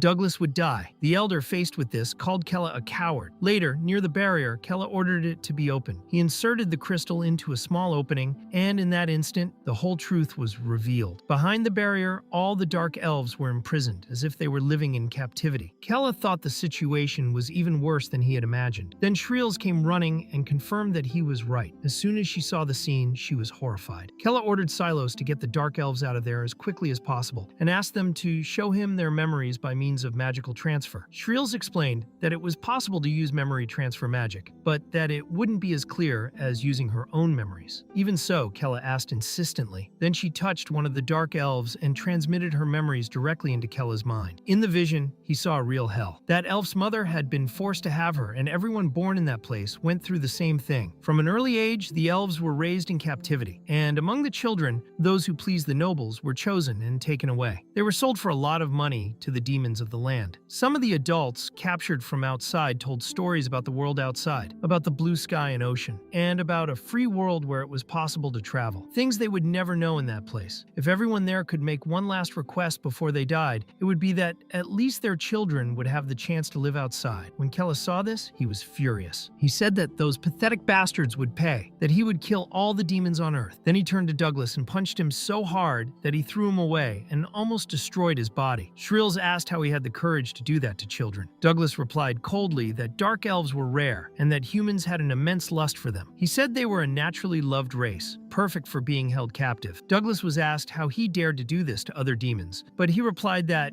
with the Demon King dead, it was essential for his race to find a way to survive, even if it was this way. Kella, filled with rage, gathered his mana. He remembered that, in his past life, he had also suffered, being oppressed by his own parents, but he knew that those children had gone through much worse pain. He couldn't let it continue. Kella told Shrills and Rin that they would finish what Kilman couldn't finish. Shrills agreed immediately, saying that he would kill all the demons who had betrayed their race. Rin also said that they could not be forgiven, and that she wanted to cleanse that place of the demons of the earth. But Douglas quickly called for reinforcements, as he knew there were only 3 against many. The earth demons set out to attack them. Rin said they were at a great disadvantage, and Shreels wondered how they dared to rebel against the son of the Demon King. Even so, the 3 didn't back down and continued to hold off their enemies' attacks. Rin said that Kella would become the next king. At that moment, Kella easily blocked an attack from Douglas and thought that this was no longer a game, it was his life. He decided that he would change things with his own power. He landed a kick on Douglas's face and thought that it was no longer like before. Now he would act without hesitation. Meanwhile, the Dark Elves watched in silence. One of them asked if they were there to help them. The Dark Elves began to argue among themselves. Some said they should help too, but others hesitated, saying it would be too dangerous. One of the elves, however, said firmly that if they lost this battle, they would be tortured again. He was clearly traumatized by what he had already suffered, and Kella could see it in his expression. Then he looked at Douglas and asked if he could hear it, the screams of pain, the suffering they had caused. Kella said that no one would get away with doing that to the elves. But Douglas still had one last secret weapon. He swallowed a strange pill, and soon afterwards, all the demons on Earth did the same. They knew that if they lost this battle, they would lose everything. They were ingesting a special type of earth ore. Rien was shocked and said she thought it was just a legend. That ore, which resembled crystals, made their bodies grow enormously in strength, increasing their physical capabilities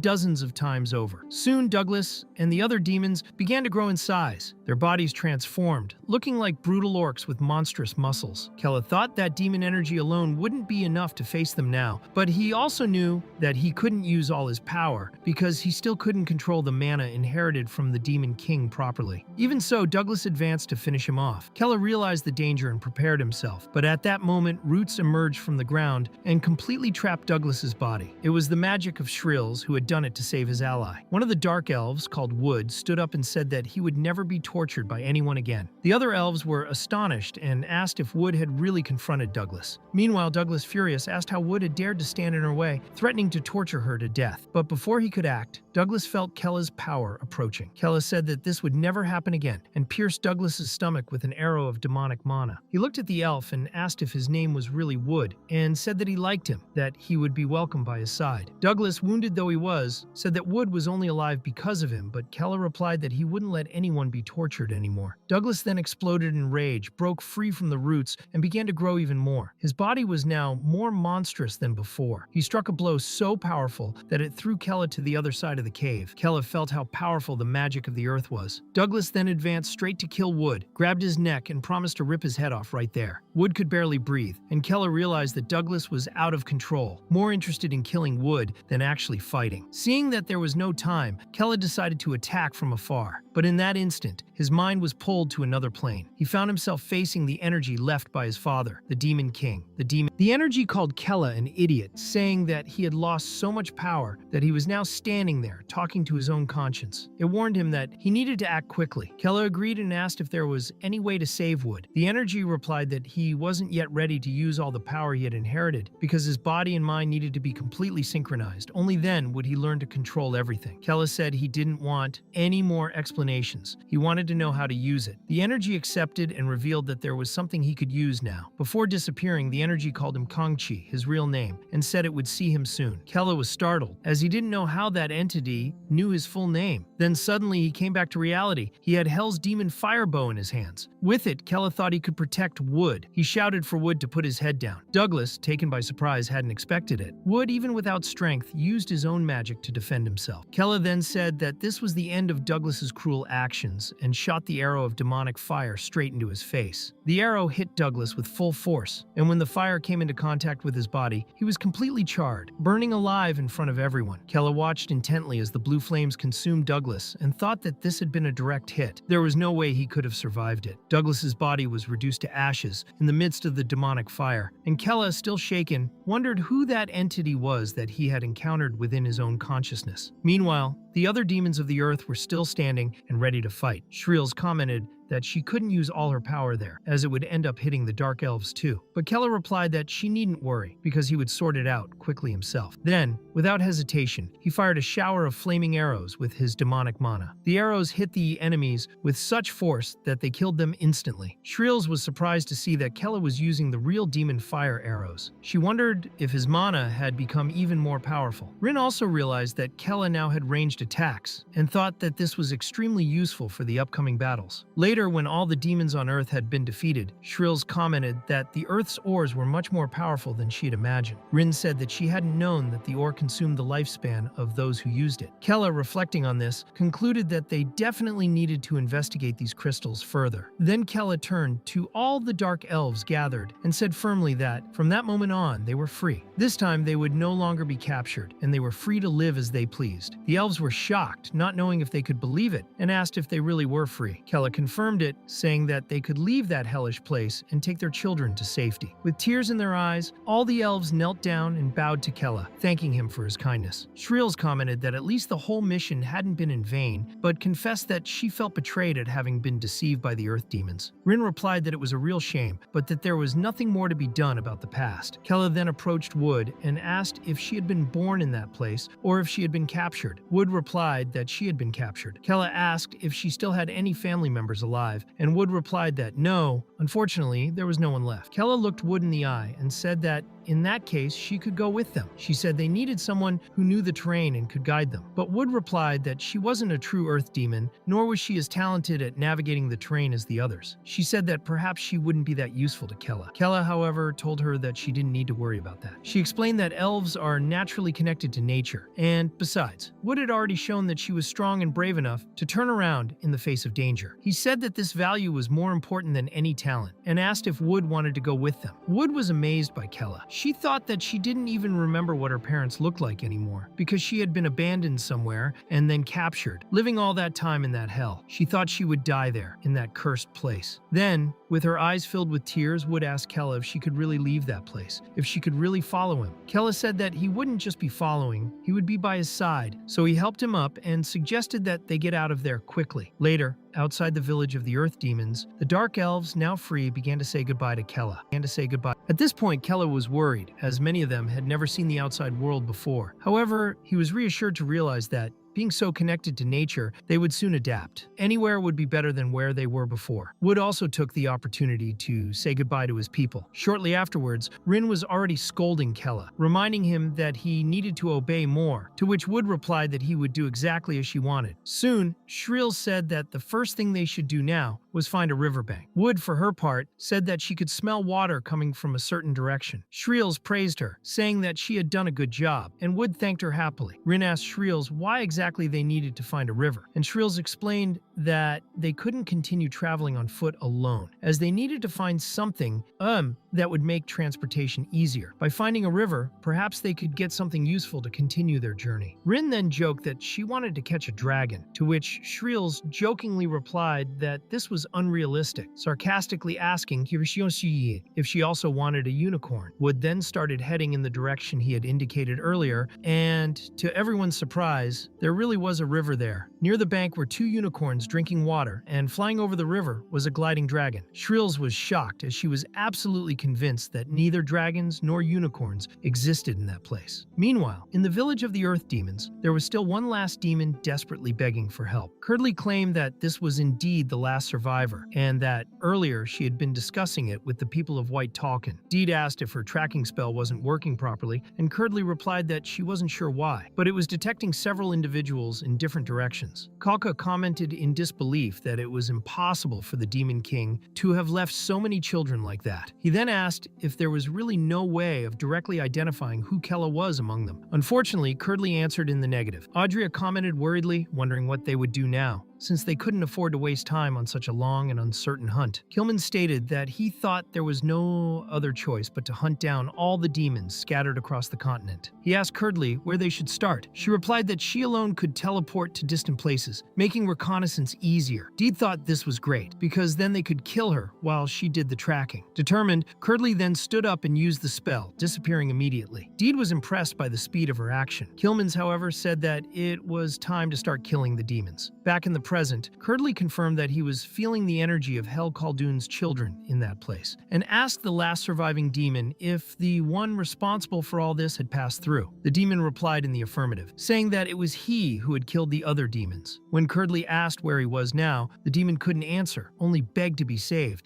Without hesitation, Curdly killed him on the spot, saying that he was no longer of any use if he couldn't provide this information. Determined, she said that now the only option was to follow the energy trace to hunt down Hell Khaldoon. After several days of travel, the group finally reached the river mentioned earlier. Shreels commented that it had taken them a long time, but pointed out how impressive Wood's tracking skills were, worthy of the elves. Wood thanked him humbly for the compliment, while Rin warned Kella not to be proud, as he was still a novice. He only apologized shyly. Kella then commented that he was very hungry, since they hadn't eaten properly over the last few days. Rin immediately offered to catch something for him, as she was quite skilled at this task. However, before she could start, several fish started jumping out of the river and straight into the water. Everyone was surprised until they realized that it was Wood, controlling the flow of the water with her natural power, making the fish come straight to her hands. Shreels commented that what Wood had done was really impressive, and Rin, on hearing this, began to think that she was falling behind the group. Trying to feel useful, she suggested that she could at least light the fire, but Shreels said she didn't need to. Hearing this, Rin became despondent and began to feel completely useless at that moment. Later, when everyone had eaten, they commented that Wood had done an excellent job fishing. Wood, noticing that Rin wasn't eating, asked if everything was all right with her, but Rin was clearly down and had no appetite. Shreels then joked that if she wasn't going to eat, he would take her portion himself. Seeing the girl's discouragement, Kella realized how sad Rin was, so he said that just fish wasn't enough for him, and asked if someone could get some fruit as well. At that moment, Rin quickly stood up, excited at the opportunity, saying that she would find the most delicious fruit herself. When Wood offered to fetch the fruit, claiming that it would be too quick for her to find, Kella interrupted by saying that Rin could do it herself. Rin, now very excited, confirmed that she would do it, promising to bring the best possible fruit for her master. Shreels observed Rin's reaction and commented quietly that she was a very simple woman to understand. Soon after, he discreetly asked Kella if he had suggested it just to cheer her up, but Kella calmly denied it, saying that he really wanted fruit. Curious about the unusual situation, Shreels asked Wood if there really were unicorns in the area. Wood replied that yes, she had felt the presence of one, but that she was still very young. Shreels then reflected that if there were unicorns, perhaps there really was a dragon, as Rin had mentioned earlier. However, Shreels still insisted that there were no dragons in that place. Meanwhile, Rin was already very excited, running through the forest in search of fruit to please her master, until she finally found a fruit tree. To reach the highest fruit, she leaned on something strange, which, to her surprise, began to move slowly. When she looked down, she realized with terror that she was standing on the head of a huge dragon, and she was so frightened that she almost had a heart attack right there. Back at the camp, unaware of what was happening to Rin, Kella asked Wood if she could really feel the energy of the earth naturally. Wood answered yes, although it was difficult to describe in words, as she could simply feel the energy of nature within a certain range. Kella imagined that this could be like a map from a game he knew. Shreels then commented that this ability would be extremely useful for finding dungeons, but Wood clarified that the range wasn't that great, and perhaps it wouldn't be as useful as they imagined. Interested in this ability, Kella asked if there was a way to strengthen it through training. Wood replied that he had heard of something like this before, but for it to happen, she would have to consume a clairvoyant stone from a dragon that had lived for more than 1,000 years. Only in this way would it be possible to increase the tracking capacity by up to 100 times. Shreels then exclaimed in amazement that increasing this ability 100-fold would be extremely impressive. Shreels commented that finding a dragon was no easy task, and even if they did find one, defeating it would be even more difficult. Kella asked if dragons were really that strong, to which Shreels replied yes, explaining that if there were a food chain in nature, dragons would certainly be at the top of it. They were the most powerful predators, and besides, dragons had a natural hatred of demons. Curiously, only humans could tame them, and even among them, only the most powerful were capable of doing so. Kella found this a little ironic, since it was precisely humans, whom he considered weaker, who were able to control such creatures. Shreels agreed, saying that he would never understand the true nature of dragons either. At this point, Kella asked Shreels what exactly a dragon clairvoyant stone was, saying that he would very much like to get one. However, Shreels asked him to put it out of his mind, as worrying about things like that would end up distracting him. Kella said that he actually wanted to find one of these stones so that Wood could consume it and strengthen his abilities. Before they could continue talking, Rin appeared in desperation, running towards the group while being chased by a huge dragon, begging her master for help. Surprised, Shrills asked in fright if there really was a dragon there, to which Wood replied yes, and it was a very big one. Upon hearing this, everyone immediately began to flee, running quickly away from the place. Kella Riley remarked to Shrills that she had said it was very difficult to find dragons, and Shrills desperately replied that she had no idea why a dragon would be right there. At that very moment, Curdley was approaching the site and clearly heard the dragon's roar. While she investigated the area looking for the demons, Kella's group hid behind a rock. Fortunately, the dragon ended up heading in the opposite direction, away from there. Relieved, Shrills commented that it was finally gone, but then questioned Rin about how she had managed to bring a dragon to the camp when she should have just gone to get some fruit. Rin apologized, explaining that she hadn't known there would be a dragon hiding near the fruit. Wood analyzed the situation and commented that, given the size of the dragon, it had probably lived for more than 1,000 years. Kella, understanding the significance of this, concluded that the dragon must have possessed a clairvoyant stone. Before he could complete his thought, a female voice added, confirming that the dragon certainly possessed this stone. Everyone then realized that Curdley was there with them. Without immediately recognizing her, Kella asked who that person was, and Shrills quickly identified her. It was Curdley from the White Talkin. Alarmed, Rin asked what a member of the White Talcon was doing in that place, and the group immediately went into attack position. Shrills explained that Curdley was famous for being an extremely cruel and merciless mage, known for killing without mercy. At that moment, Kella thought he was tired of facing so many dangers, as he believed that after leaving the Demon King's castle, he would be able to lead a peaceful life. But it seemed that there was nothing but trouble ahead, this time facing such a dangerous mage. However, Curdley calmly told everyone to calm down, as there was no need to fight at that moment. Specifically addressing the Talcon traitor, she said that this fight would be pointless, as she could easily kill them all with a single spell. Frightened, Kella asked Shrills if this was really true, and Shrills replied seriously that she didn't doubt it in the slightest. She was absolutely certain that Curdley was stronger than all of them put together. Worried, Rin desperately asked what they would do now, but Curdley repeated that they didn't need to fight right now. As long as they followed her without causing any trouble,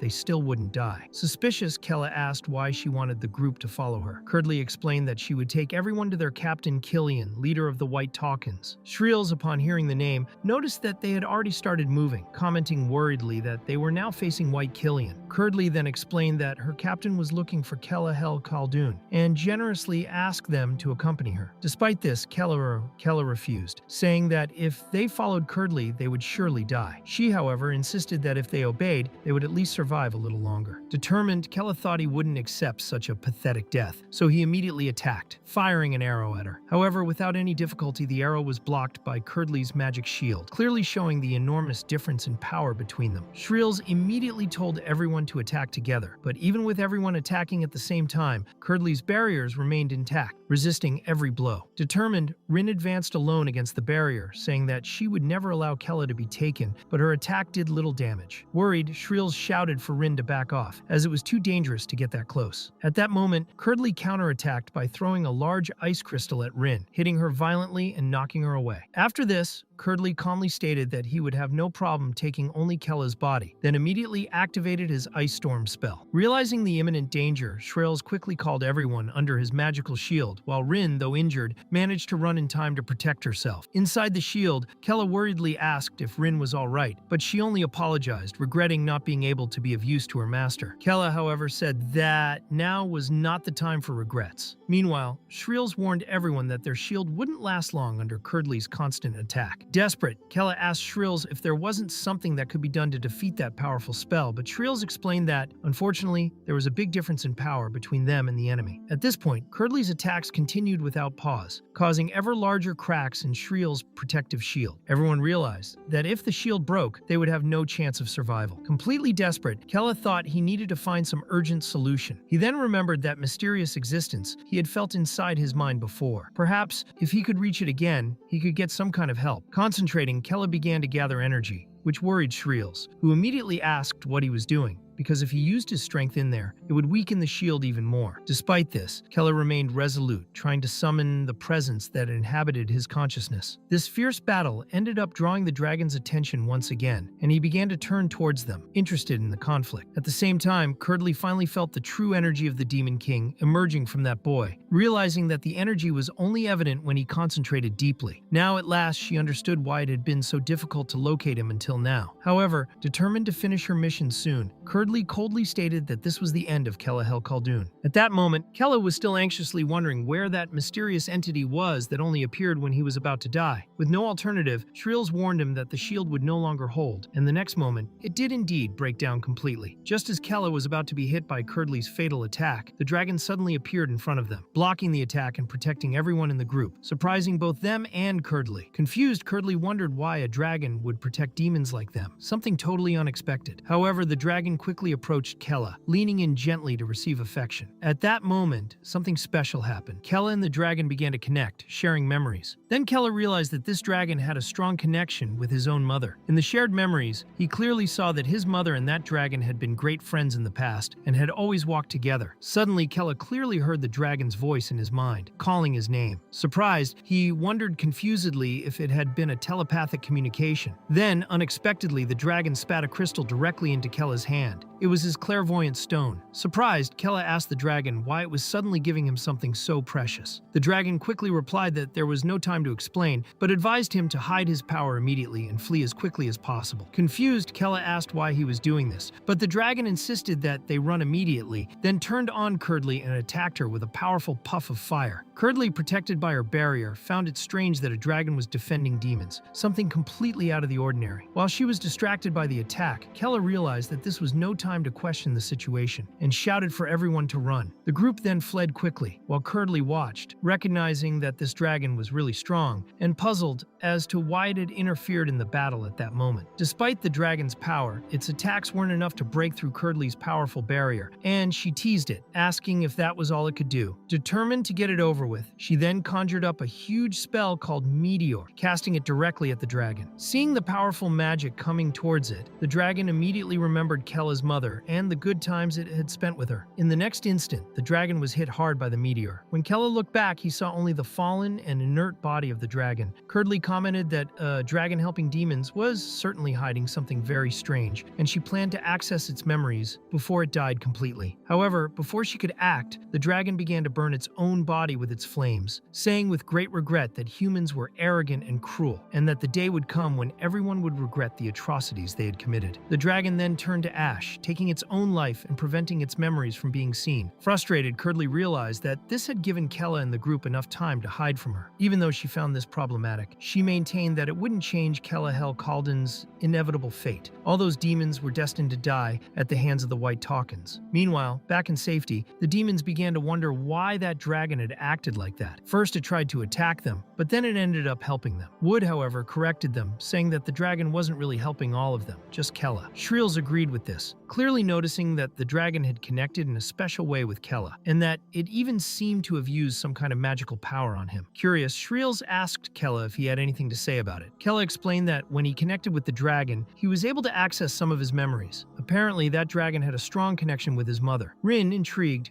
commented that dragons didn't normally connect with demons, and that it was hard to imagine what story had led Kela's mother to become so close to a dragon. Kela replied that he had no idea either, but confessed to feeling a strong sense of nostalgia for the dragon. Besides, it had not only protected him, but had also given him its own clairvoyant stone. At that moment, the group concluded that, in the end, it was Kela's mother who had really saved everyone through her connection with that dragon. Kela remained pensive, reflecting on how strong that connection seemed. Something deep and special, perceptible even in the dragon's gaze. After a while, Kela thanked the dragon deeply for the clairvoyant stone, happy that he could now give it to Wood, thus strengthening his abilities. Shrills agreed that with that item, it would be much easier to escape and protect himself from the dangers posed by the White Talkin. Even so, Wood questioned Kela, wondering if he was really sure he wanted to hand over something so rare. Kela, without hesitation, answered yes because only Wood could take full advantage of the item. Determined, Wood consumed the stone immediately. As he did so, he felt an immense power flowing through his body at the same time as he acquired the dragon's memories. As he received these memories, Wood saw clearly the creature's painful past. The dragon had been born in a laboratory, used as a guinea pig by humans, undergoing terribly cruel experiments on a daily basis. He was subjected to constant torture, with parts of his body and limbs being torn off repeatedly, all to satisfy the curiosity and ambition of those humans. So centuries passed in this cruel way until the dragon reached a point where it it was completely insane. The humans told each other that the dragon didn't even cry anymore. It had stopped crying generations ago. In that state, the dragon simply awaited the moment of its death, without any hope. However, everything changed when Turk Kaldin, a former demon king considered the worst and cruelest of all, invaded the human kingdom, bringing destruction and killing every human in his path. During that violent battle, the laboratory ended up collapsing, and it was at that moment that the dragon finally managed to free himself from that hellish prison. After centuries, he could finally fly freely through the skies, feeling the fresh air for the first time. The dragon then sought out his fellow dragons to tell them of all the cruelty and torture he had suffered at the hands of the humans, suggesting that they join him in attacking and punishing that cruel race. However, none of the other dragons believed his words. They already had a very close relationship with the humans, actively collaborating with them in the war against the demons. None of the dragons could believe the terrible truth he revealed. The reality, however, was even crueler. Humans had developed this closeness to dragons precisely to facilitate their experiments and sacrifices, using dragons as guinea pigs to discover ways of controlling and manipulating them. However, this shocking truth was never accepted by the other dragons. Frustrated and disappointed, the dragon then tried to approach the demons, seeking some refuge or understanding among them. Unfortunately, the demons didn't like him either and rejected him completely. Unable to belong to either the dragons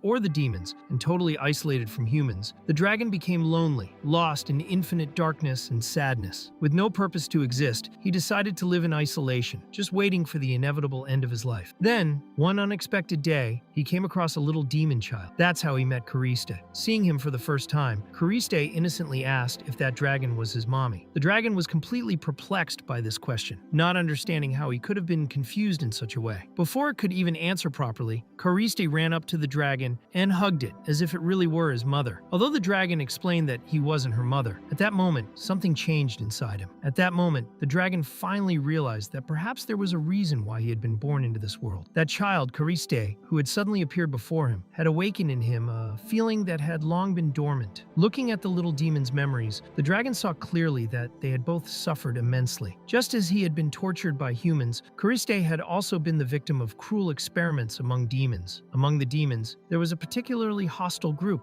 the Tarsika, known for carrying out extremely cruel experiments. They had used Kariste's mother as an experiment, studying the magic of dragons in an attempt to subdue them. As soon as Kariste hatched from that egg, she too was immediately turned into a guinea pig. Kariste had the greatest potential among the demons, easily mastering draconic magic, especially the powerful magic of transformation. For this reason, the Tarsika kept her in constant pain from birth. Throughout her life, Kariste suffered and lived in deep despair until she finally developed powerful teleportation magic on her own and managed to escape from that terrible place. After wandering alone, exploring the world, she ended up meeting the dragon. When it realized this, the dragon thought that perhaps this encounter was the work of fate, or perhaps just a coincidence. But one thing was certain: they had both been through intense suffering, so it would be impossible for them to act like strangers to each other. At that moment, Kariste decided to call the dragon Master. The dragon said he preferred it that way, as it was certainly better than being called Mother. Smiling happily, Kariste agreed to call him that, but said that deep down, a master was like a mother too.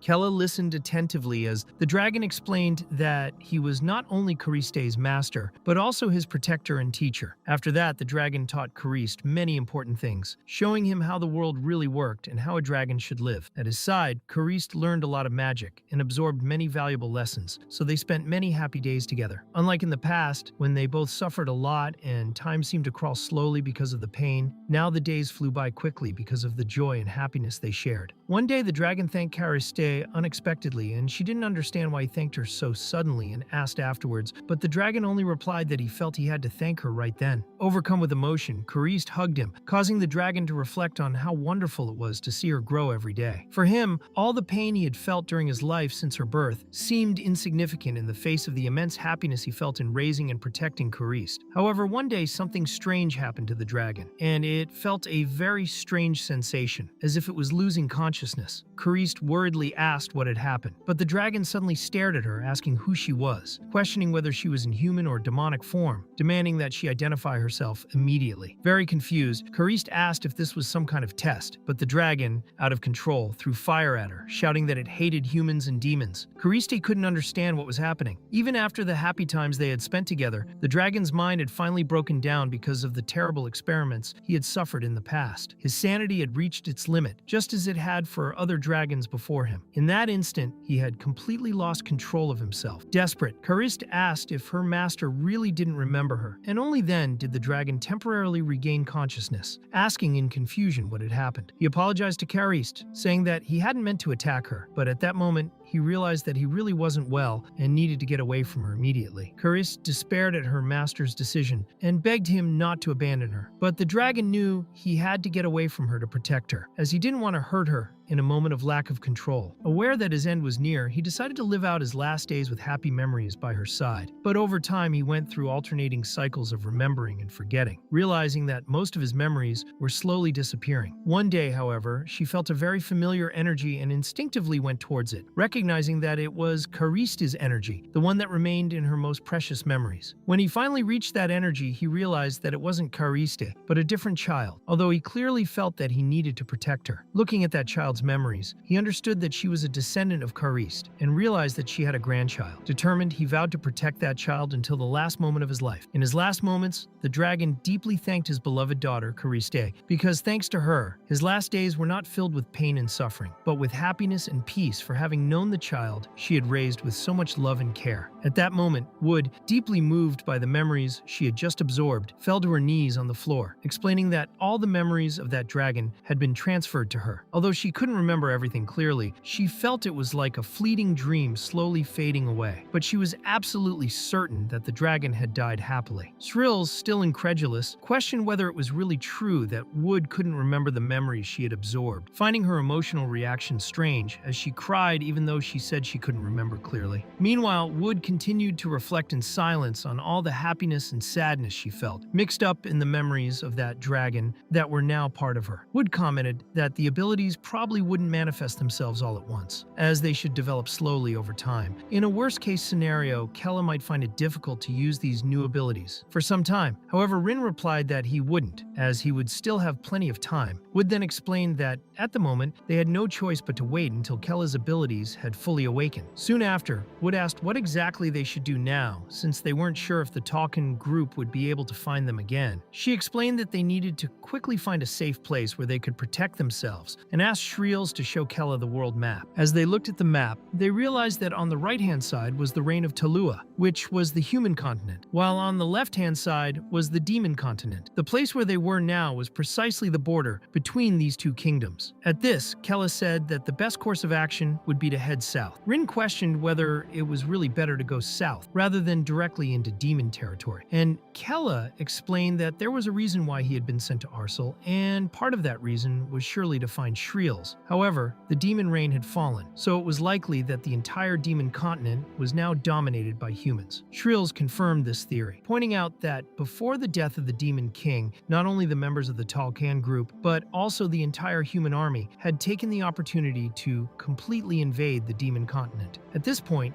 Rin suggested that they should try to gather the remaining demons to follow Kella, but he explained that, at the moment, this would be practically impossible. Kella recalled that, as Rin herself had seen in the territory of the Earth demons, he had been labeled as the cowardly son of the Demon King who had fled, so not even the demons themselves liked him now. They would probably continue to think so until he was able to show his true power. Rin then commented that perhaps not even Shreels could resolve this situation easily, and Shreels agreed, saying that, except for her own father, there was nothing concrete that could prove that she was really the Demon King's daughter. Besides, because of everything she had done during her time with the members of the Talcan group, it would be very difficult to gain forgiveness and acceptance again among the demons. Faced with this complicated scenario, Kella stated that the first thing to be done was to create a dungeon to serve as a base, and also explained that he needed to achieve certain conquests in order to regain the trust of the demon people, making them follow his lead again. Above all, he needed to increase his power quickly. Wood agreed immediately, saying that now they were finally motivated and that, from then on, they needed to achieve great things, gaining recognition and honor so that the demons would naturally rally around them again. To do this, Kella would need to clearly prove that he deserved to become the next Demon King. However, she concluded that, for now, The most important thing was to gain time to establish a firm position and create a solid strategy for the future. Kella then decided that their first base would be located in the south, and everyone was very excited about this idea. He felt immense relief because even though he knew that the plan wasn't very detailed or secure, he realized that now he finally had allies by his side and the companions he so desperately needed. However, he was still being hunted by those damned powerful monsters. Confronting the Talkin group right now would be extremely dangerous. For now, he needed to get more information and reflect on everything he had experienced so far. Kella realized that many things in that world had similarities with elements of the game he played in his past life, from the events to the names and descriptions of the monsters. Clearly, there was a deep connection between this world and his previous life, and he was determined to use this to his advantage. With his current power, his status as the son of the Demon King, and all the knowledge he had acquired in his past life playing his favorite strategy game, he would build his way to victory. Nothing he had been through would be in vain. Meanwhile, in a nearby demon city, several demons were begging the human invaders for mercy, kneeling down and surrendering before them. Even so, they were brutally devoured by a large flaming wolf. Deed asked ironically if the demons had said anything, as he couldn't hear them clearly. The city's demon leader complained that the invaders were too cruel since they had clearly surrendered. At that moment, Audrea killed the leader with her axe, saying that demons should just stay put and die. Kalka stood to the side, quickly eliminating another demon, and told the captain that it was all over. At this moment, the human captain was communicating via a hologram with Curdly herself, who informed him that a dragon had helped Kella and that, since then, she hadn't been able to track him down again. On hearing this, Killian said that surely he couldn't be too far from the Earth Demon's territory, and Curdly replied that she had already sent her butterflies to track them down. Killian was pleased with the news and added that Kella would probably never return to demon territory, so they should get ready and go to meet Curdly as soon as possible. Audrea, worried, asked what they would do with the remaining demons and if they could leave them alive, as she wanted to eliminate them all immediately. However, Killian asked her to calm down and said that it wouldn't be too late as long as they killed at least Kella first. The most important thing now was to completely exterminate the bloodline that had killed their brother. Meanwhile, Kella and his group were riding unicorns south. During the journey, the weather became colder and colder, which was noticed by everyone in the group. Shreels explained that this was normal, as they had been riding steadily south for a week without a break. Kella thought it was very fortunate that they hadn't been chased by the Talkin group during that journey. It would be great if they could avoid a confrontation with them, at least until they had completed their preparations. Suddenly, all the unicorns stopped simultaneously, refusing to move forward. Wood explained that the unicorns had realized that they wouldn't be able to survive the extremely hostile environment ahead. Understanding the situation, Kella said that everything was fine, since they had arrived exactly where they wanted to, and gave the unicorns permission to leave. Wood thanked the unicorns kindly for their help and wished them a safe return. Rin was worried, saying that with such an extreme climate, neither humans nor demons would be able to survive for long. However, Kella replied that this was exactly what they needed at the moment, as the inhospitable region would make it difficult for the enemy to pursue them. Now, the goal was to find the best possible location to establish their base. Meanwhile, one of the butterflies sent by Curdly spotted the unicorns returning along the path. She found the movement strange, wondering why exactly 4 unicorns were migrating from the south to the north. Shortly afterwards, Kella and his companions arrived on an island, ready to begin their new phase there. Wood said that the cave on that island was certainly the best and safest place for them to set up their base. Kella asked if she could track if there were any monsters inside, but Wood explained that her mind's eye only responded to nature, and she couldn't detect the presence of living creatures yet. However, looking around, Wood noticed that the boats nearby had been abandoned for a long time, indicating that no one had set foot in the area for quite some time. Even so, the boats still looked usable, so the group decided to use them to reach the island. As they rowed towards the island, they noticed that they were about 200 meters from the shore, which didn't seem very far, but the waves were quite strong, making the crossing a little difficult. Kella realized that, with those conditions, it would be easy to spot any invaders trying to reach the island. Finally, the group managed to reach the cave located inside the island. As they entered, Kella asked if Shreels could place an illusion spell at the entrance to the cave, and she replied that it would be easy. Soon after, Shreels created a false wall made of stones, completely hiding the entrance. Kella observed that clearly no one had set foot in that place for a long time, so he asked everyone to explore and split up to quickly investigate the new terrain. Before that, however, she asked Wood to better describe the specifics of the cave. Using her skills, she quickly created a mental map, explaining that there were 2 different paths, but they both led to the same destination, a large open room that ended in a room deep inside the cave, cave, which had a small exit. Kella suggested that the group split up to investigate both paths simultaneously and then meet in the central open room. Shreels quickly asked to go along with Kella, but Rin interrupted, immediately disagreeing with the idea, saying that the strongest should stay together, as they didn't know what kind of danger they might encounter inside those unknown tunnels. Shreels didn't take too kindly to Rin's comment, but eventually agreed to go with Wood the other way. As Shreels and Wood walked together through the extremely cold tunnel, they noticed that there were glowing stones on the ceiling of the cave, which illuminated the entire path. These stones were made of a powerful combination of light and ice magic, something that surprised Shreels, who said that they must have been created by a very experienced magician since they were still working today. However, she still didn't fully trust Wood and decided to express this clearly, saying that he was only traveling with her because of Kella's wishes, but that he wasn't the type to accept new companions easily. For a moment, the two looked at each other, and Wood calmly said that Shreels didn't need to feel obliged to call her a companion, ironically suggesting that she could just think of her as a slave. Unmoved, Shreels turned away and simply replied that she didn't like her. Meanwhile, on the other side of the cave, Kella was observing the glowing stones and commented with interest that it would be great if they could create those light stones themselves. Rin readily agreed, saying that she could research it later for him, but then asked him to be careful not to trip over one of the stones along the way. Kella noticed how extremely motivated Rin seemed at that moment, and wondered why she was suddenly so excited. Just ahead, Kella and Rin came across something unexpected inside the tunnel, a slime, and Kella immediately got excited, finding it very interesting. Kella thought he'd only seen creatures like that in video games, and had always wanted to touch one in real life, but Rin simply stepped on the slime and started tearing it apart while asking how it dared to get in Kella's way, so she vaporized the creature without hesitation. Kella, discouraged, thought that perhaps she was expecting a compliment, and said that she had done a good job, even though she had only wanted to touch the slime out of curiosity. Rin thanked him very much for his words, and told him that he didn't need to worry about anything, as she would take care of him. Later, the group came across a huge golem that was guarding the passage. Ola commented on how gigantic the creature was, and Kella told Rin to stay behind it, but Rin replied that she wouldn't do that, as she had promised to protect it and would defeat anything that got in the way. Meanwhile, Sue came across something that shocked her, a necklace made of rare crystals, and commented on how valuable it was, realizing that they had stumbled upon a room full of treasures. She put the necklace on and asked if it looked nice, and Wood just replied indifferently. Shreels, on seeing this, became a little pensive, as she imagined that if it had been Rin, she would have received a compliment, but Wood didn't even react, which only reinforced her idea that she didn't like him. Meanwhile, on the other side, the golem began to attack Rin, who even managed to block a few blows and hit back. But when she was hit directly, she was thrown hard against the wall and spat out a lot of blood. Sue was shocked and commented that this was impossible, as without any weapons, normal attacks would have no effect. But Rin insisted that she could handle it anyway. Even so, her blow didn't penetrate the golem's stone layer, and she was hit again. Sue didn't understand why she kept trying, but Rin was determined and thought that at this rate, she wouldn't even be good enough to be Kella's attendant. She remembered the first day she entered the demon castle as a servant. The demon king asked his son if he wanted to be friends with the new servant, and Kella, still a child, said yes, he wanted to be friends with Rin. The king, who was called Hell, became angry at this answer and said that this was ridiculous, as a servant was just a servant, and that Kella should make the contract immediately. Crying, Kella apologized to Rin and agreed to make the contract. Rin, however, only thanked him, because at that moment she understood that Kella wanted to treat her as a friend and not just as a servant. And this made her feel extremely happy, because for the first time, she felt recognized as a person. That same night, when Kella fell asleep from crying, Rin watched him and made a silent promise that she would protect him and help him until he became the greatest of all demons. She promised that she would work hard for him. Over time, however, Kella became someone weak and cowardly, constantly outmaneuvered and humiliated by his brothers. He always came back to his room saying that he had almost died again